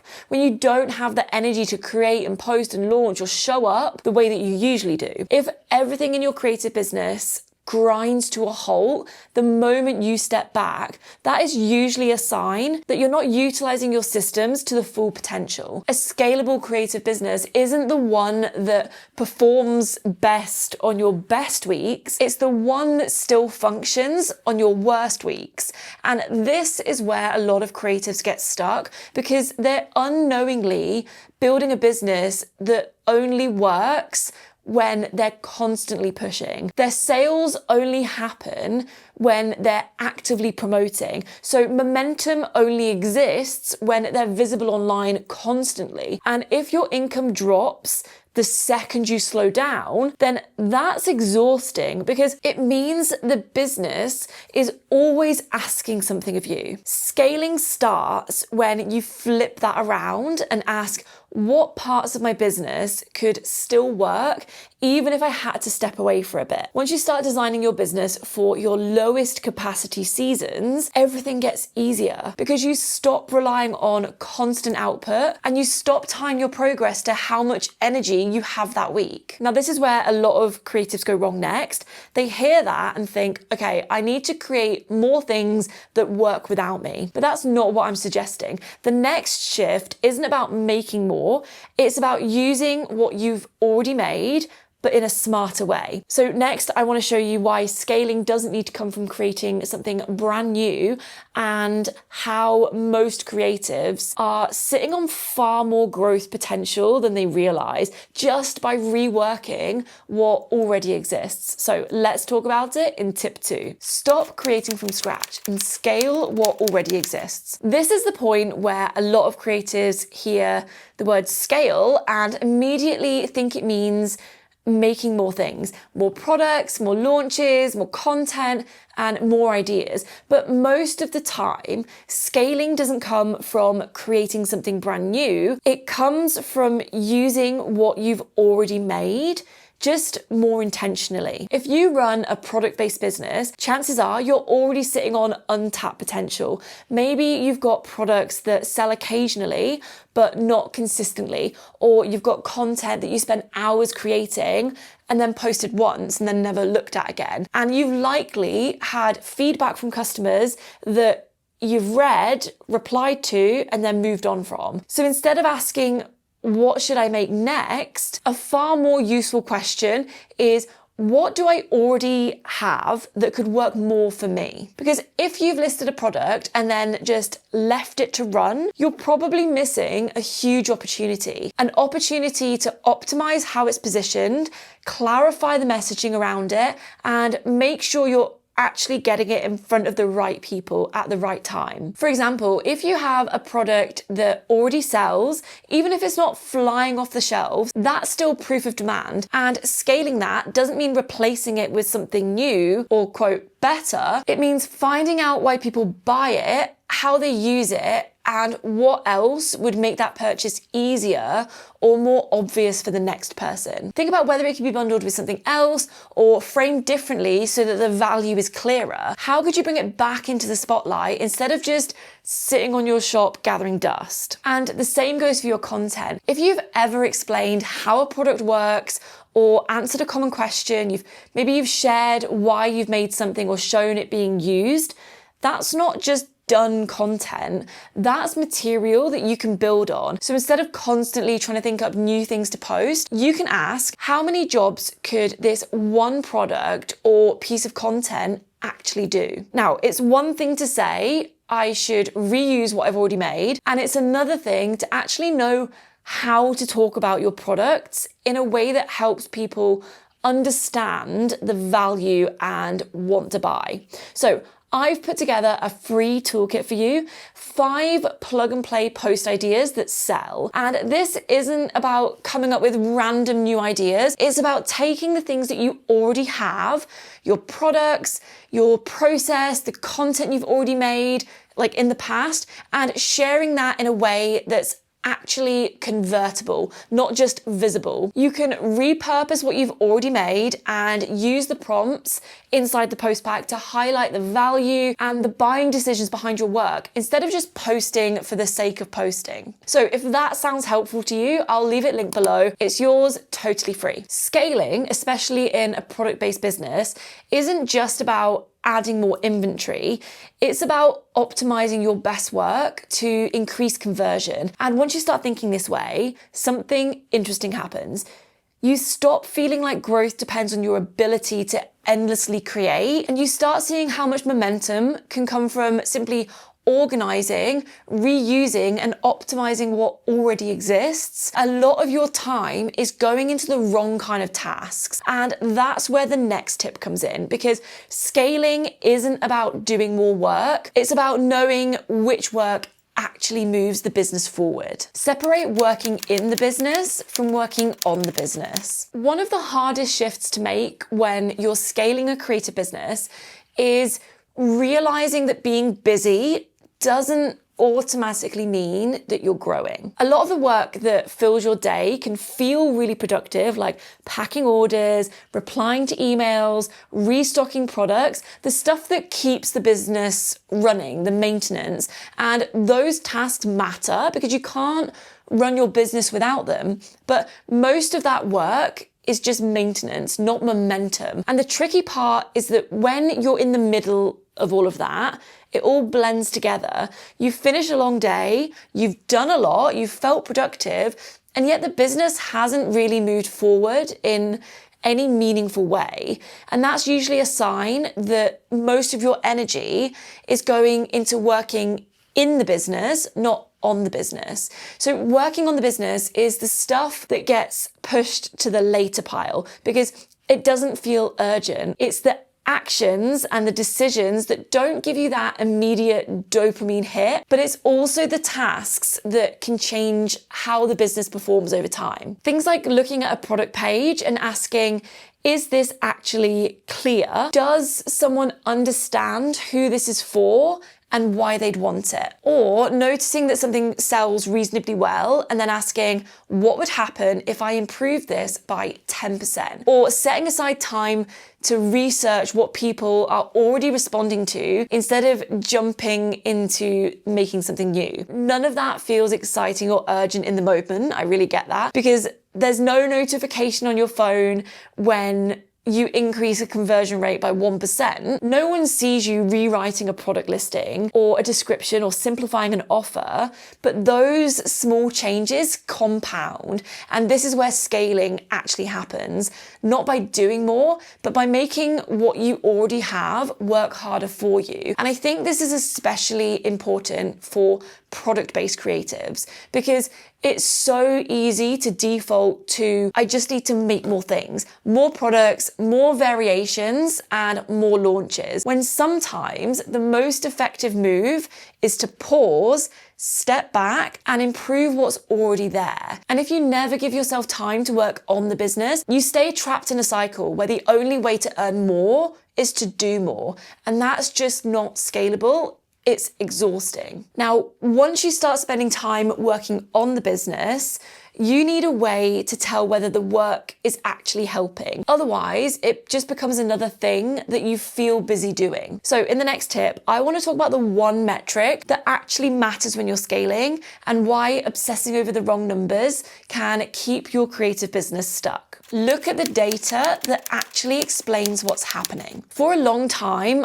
I thought I was being really diligent with my business because I was always checking my numbers. I knew how many views a video had in the first hour. I noticed straight away if a post was doing better or worse than usual. And I was paying a lot of attention to likes, comments, and engagement because those were the numbers right in front of me. What I didn't realize at the time was that I was mostly looking at numbers that made me feel good or bad rather than numbers that actually helped me understand what was going on in my business. So I stopped asking myself whether something performed well and started asking more useful questions, like whether the piece of content actually sent anyone to my website and what people did once they got there. Did they click through and leave straight away?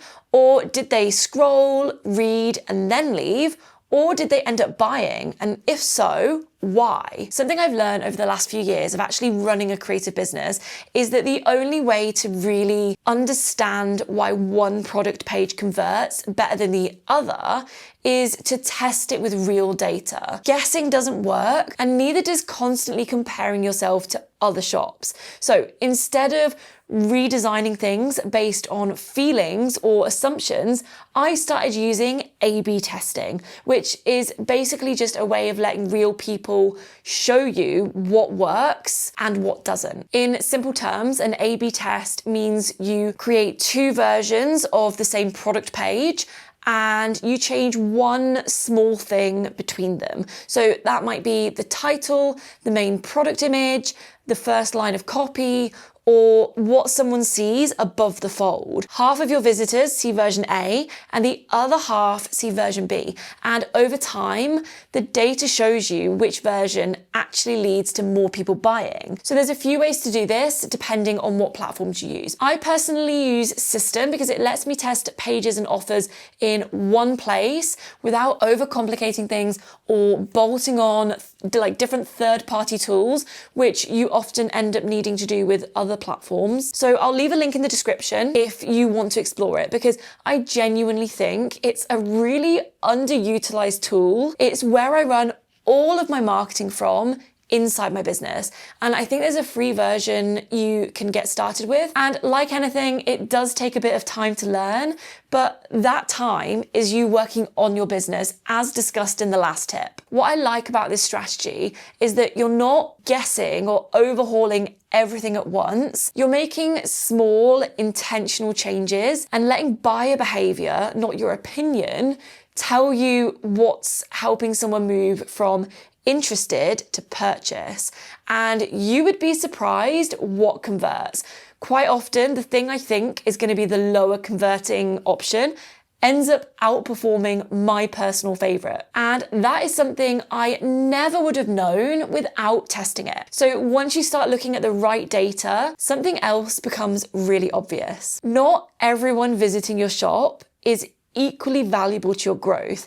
And that leads to the next shift that most creatives make when they're trying to scale. Scale by serving repeat buyers, not chasing new ones. One of the biggest shifts that made scaling feel lighter for me was realizing that Growth doesn't actually come from constantly convincing brand new people to buy from you. If every new sale depends on someone discovering you for the first time, trusting you for the first time, understanding what you do for the first time, or deciding to spend money with you, your business will always feel like it's asking a lot from you. What changed things for me was putting more attention on the people who already knew my work, who already bought something and already trusted that what I made was worth paying for. Because the easiest sale is almost always the second one, not in a manipulative way, but just a human way. Someone who's had a good experience with you doesn't need convincing in the same way that a new person would. They don't need as much context because they're not wondering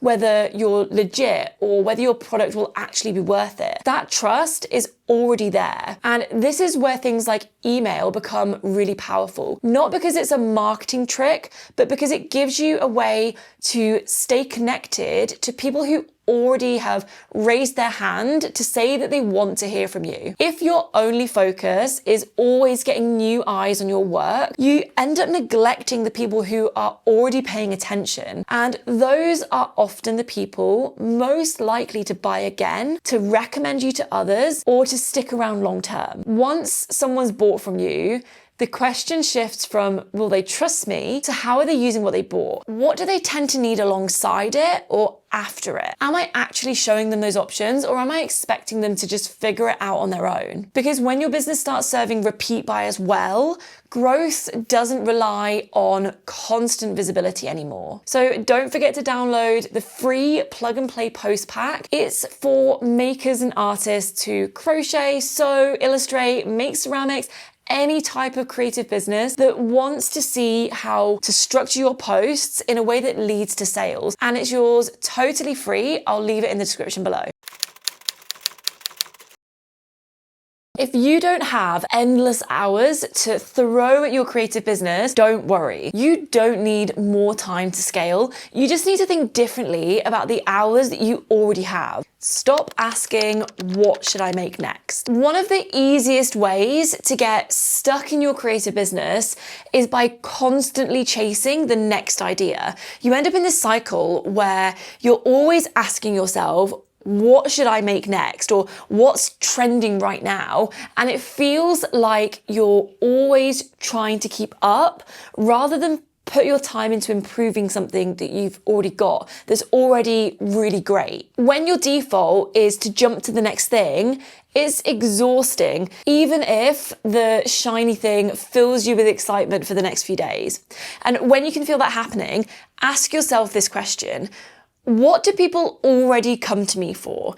And when you zoom out, you might notice that people aren't just buying a product, they're responding to something deeper. Maybe it's the feeling of calm they get from your work, or the way your words help them feel a little bit more understood. Maybe they see themselves in what you make. It might even be as simple as your content helping them make a decision, or feeling part of something, or just finding joy in the small things.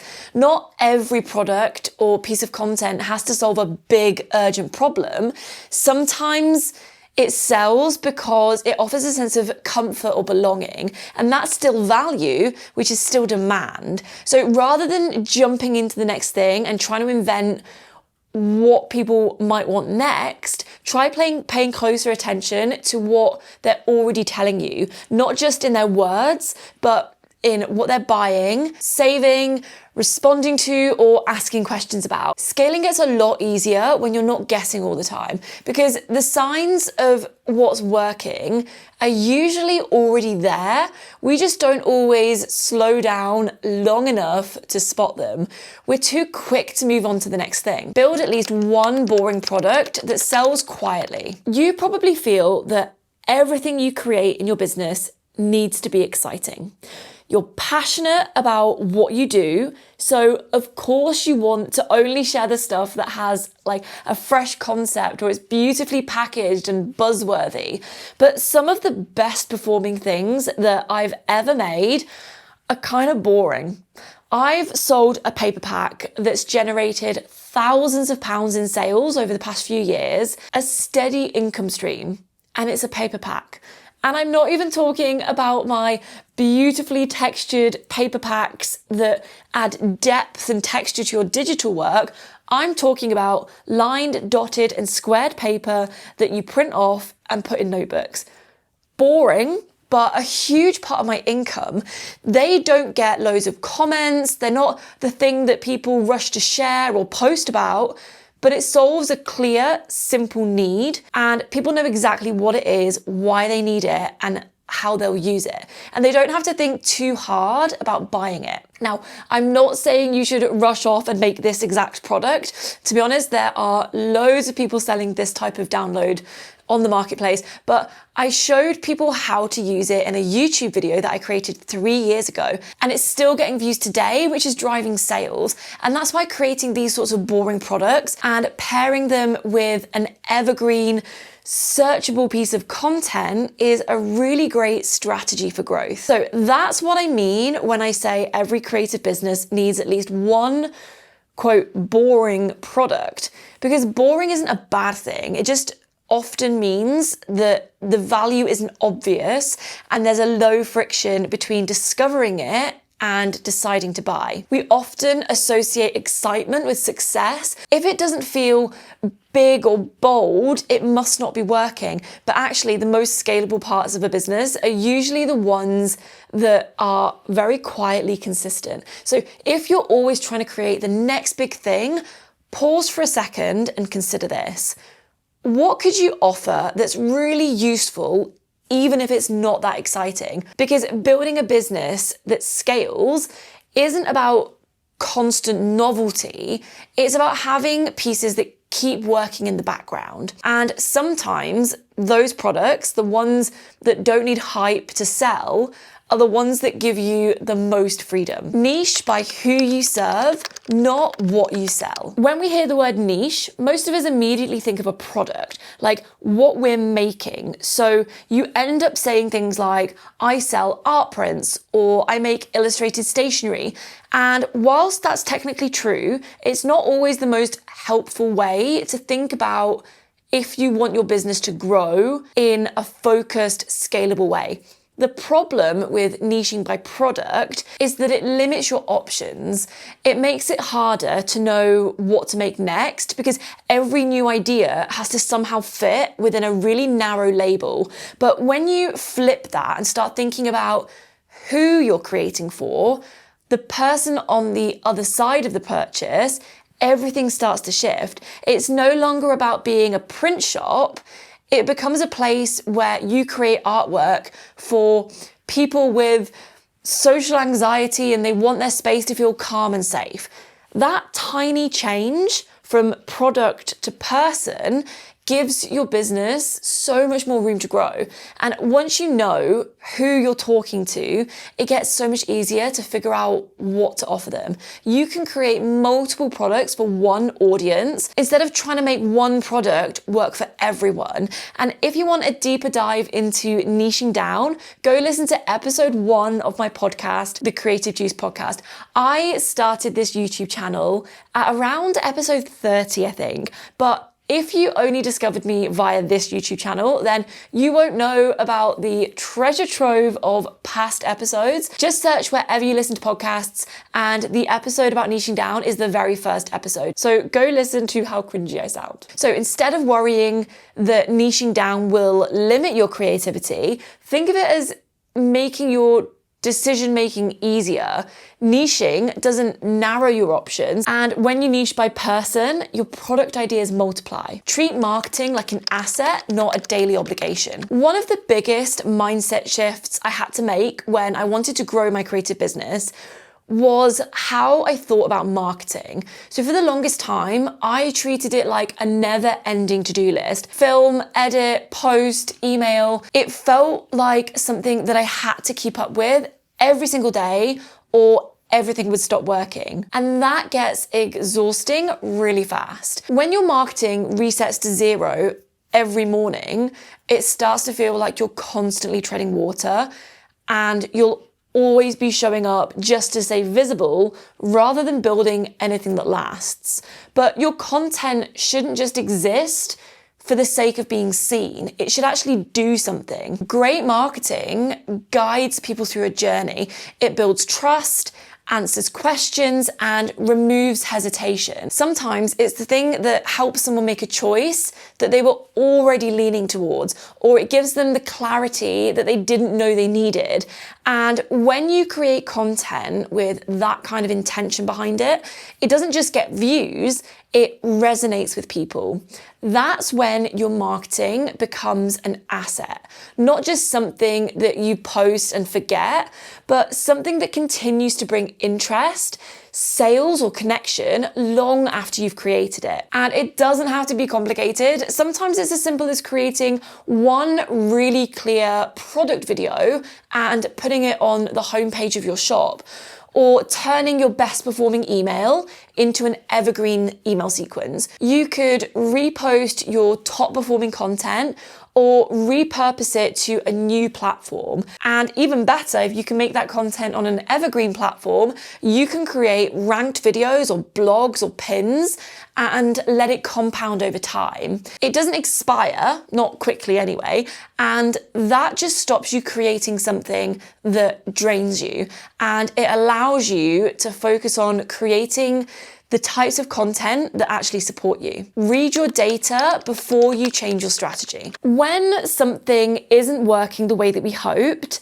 the natural response is to change it. You might start thinking that you need a brand new product or a bigger presence on yet another platform. And whilst those ideas can sometimes help, they often come from a place of panic, not strategy. So what most creatives skip over in that moment is the step that matters the most, actually looking what's already there.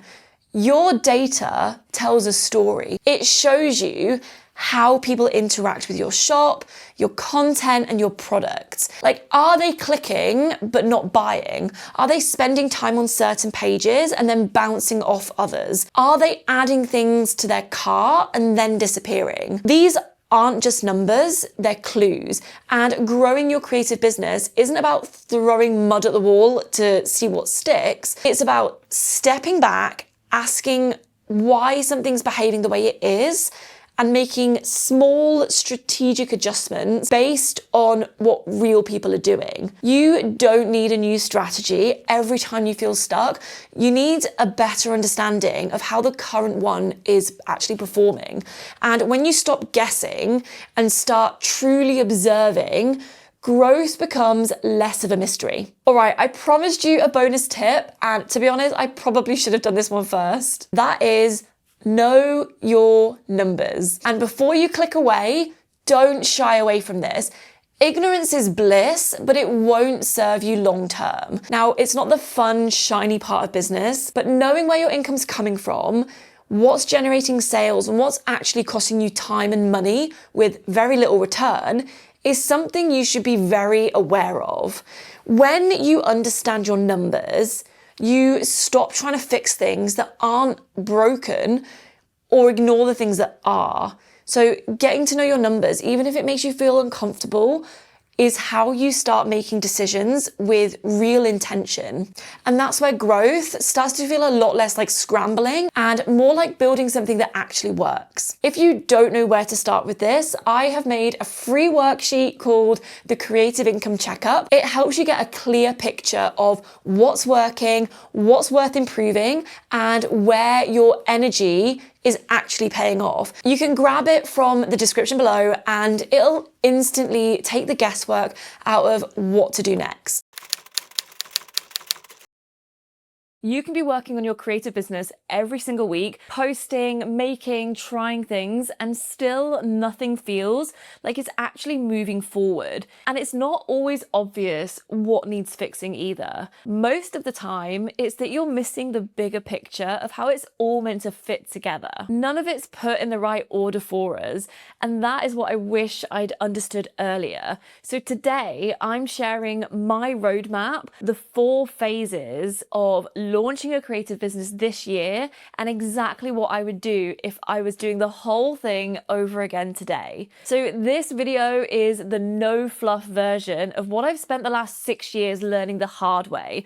2 YouTube channels, 1 rebrand, 3 kids, and a lot of stuff I genuinely wish someone had told me sooner. To me, there are 4 phases, and each one builds on the last, and each one does something different for your business. And stick with me till the end, because phase 4 is the one that most creators skip, and it's the one that actually decides whether your creative business is gonna last long term. So if you're watching this, chances are you're an artist or a maker or someone who just really loves creating, and that's probably why you've started this in the first place. You wanted to spend your days making things, not performing online or strategizing, just making. You'll know that I talked about the shift that we have to make from being an artist who happens to post online sometimes to being a content creator who happens to make art.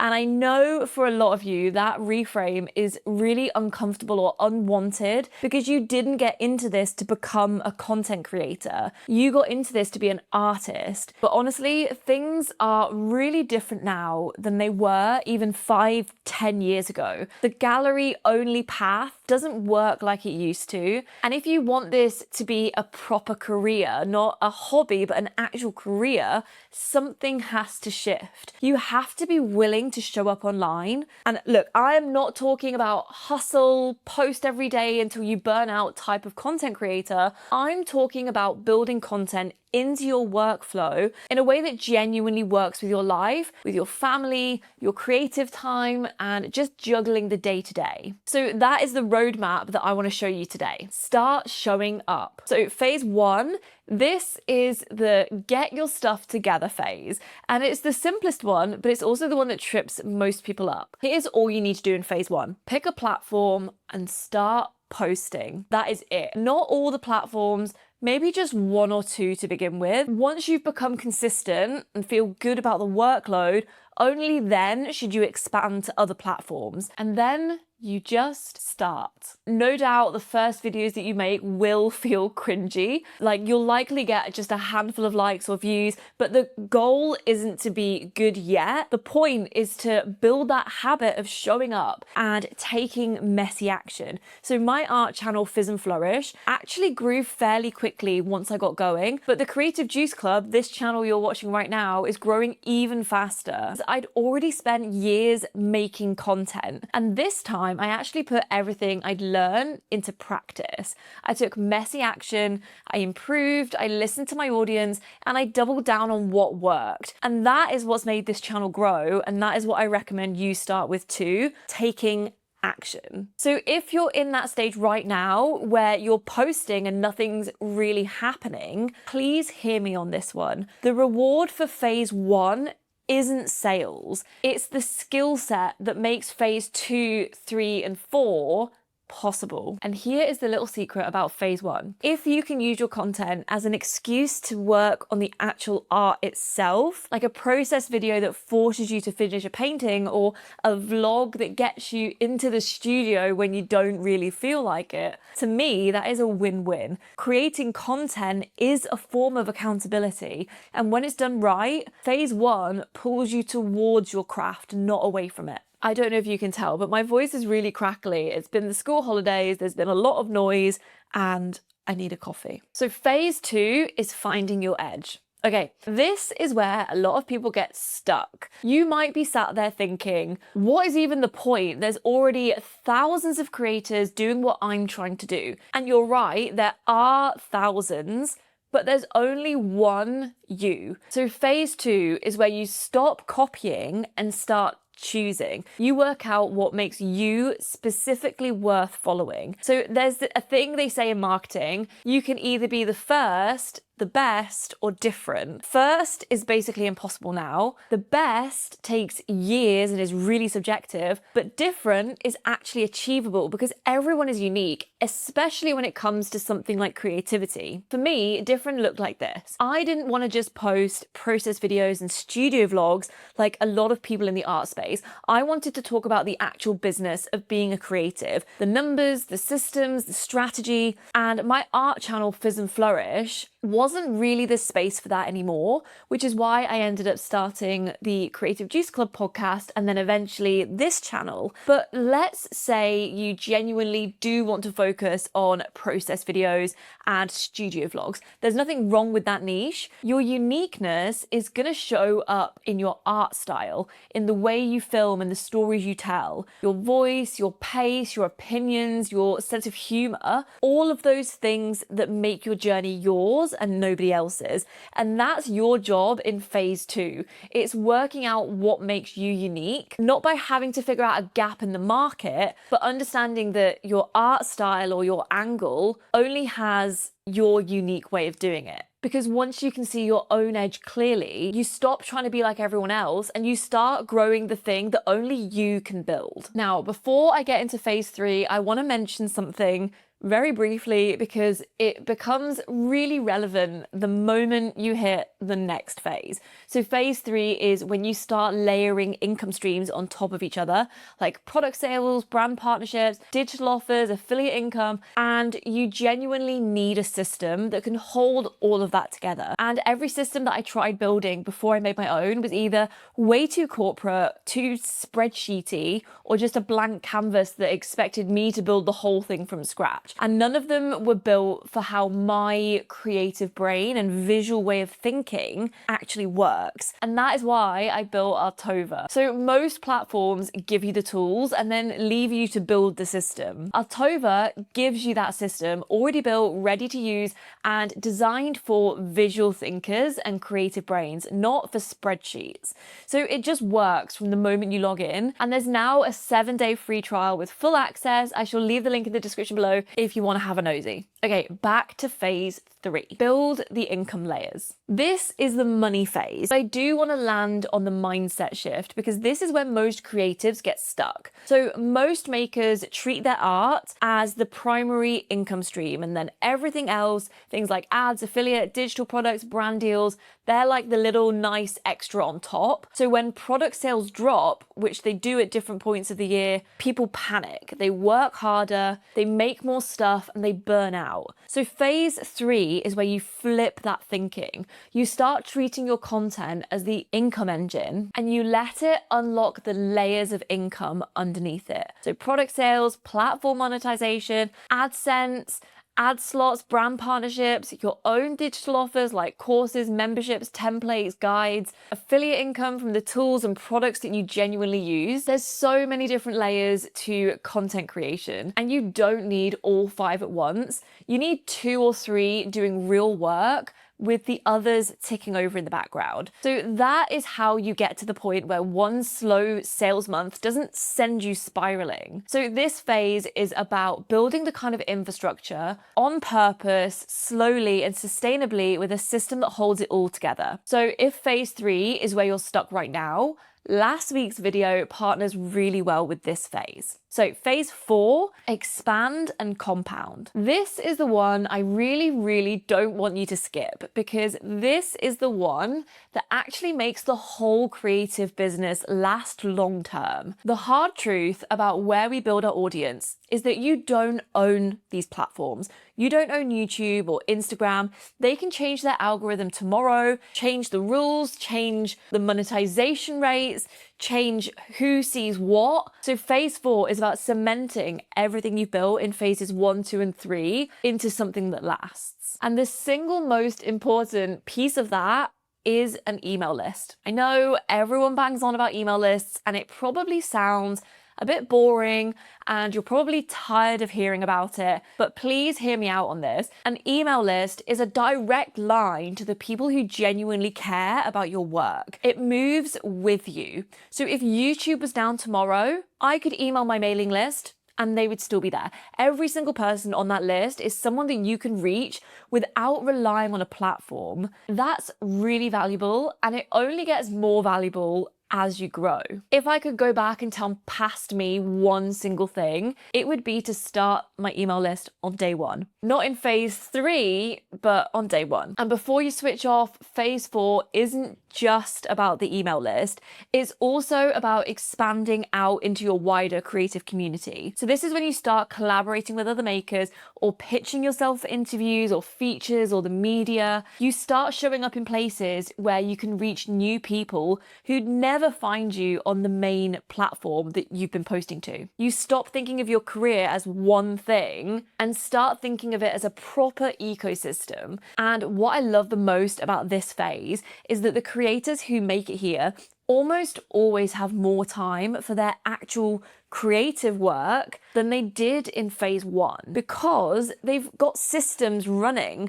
Their email list is warming new viewers up every single week without you having to do anything or be posting every day because you've built something that no longer relies on you being available 24/7. And to me, that is the whole point. That is what we're building towards. So that is my roadmap. 4 phases. Start showing up, find your edge, build those income streams, and expand and compound. So please don't think that you need to be doing all of this by next Tuesday. You don't. I'm all about building sustainably, and this roadmap works best over years, not weeks. And everyone moves through it at their own pace. Some of you are already in phase 2 and hadn't even realized. So pick whatever phase you're in right now and just take one next step. That's how this actually gets built. One intentional move at a time, stacked over years, until one day you look up and realize you've built something incredible. If you've made it all the way to the end of this video, thank you so much for watching.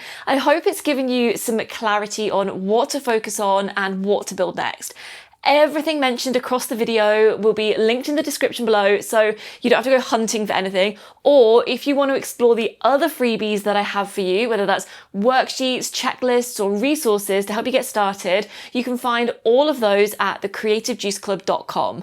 And if you're ready to actually run your creative business in one place, come and try Artova for free at artova.io. It's the workspace I built specifically for creative business owners, and there's a free trial waiting for you. So if this video has helped you, please subscribe. I put out new conversations every single week, and I shall see you in the next one.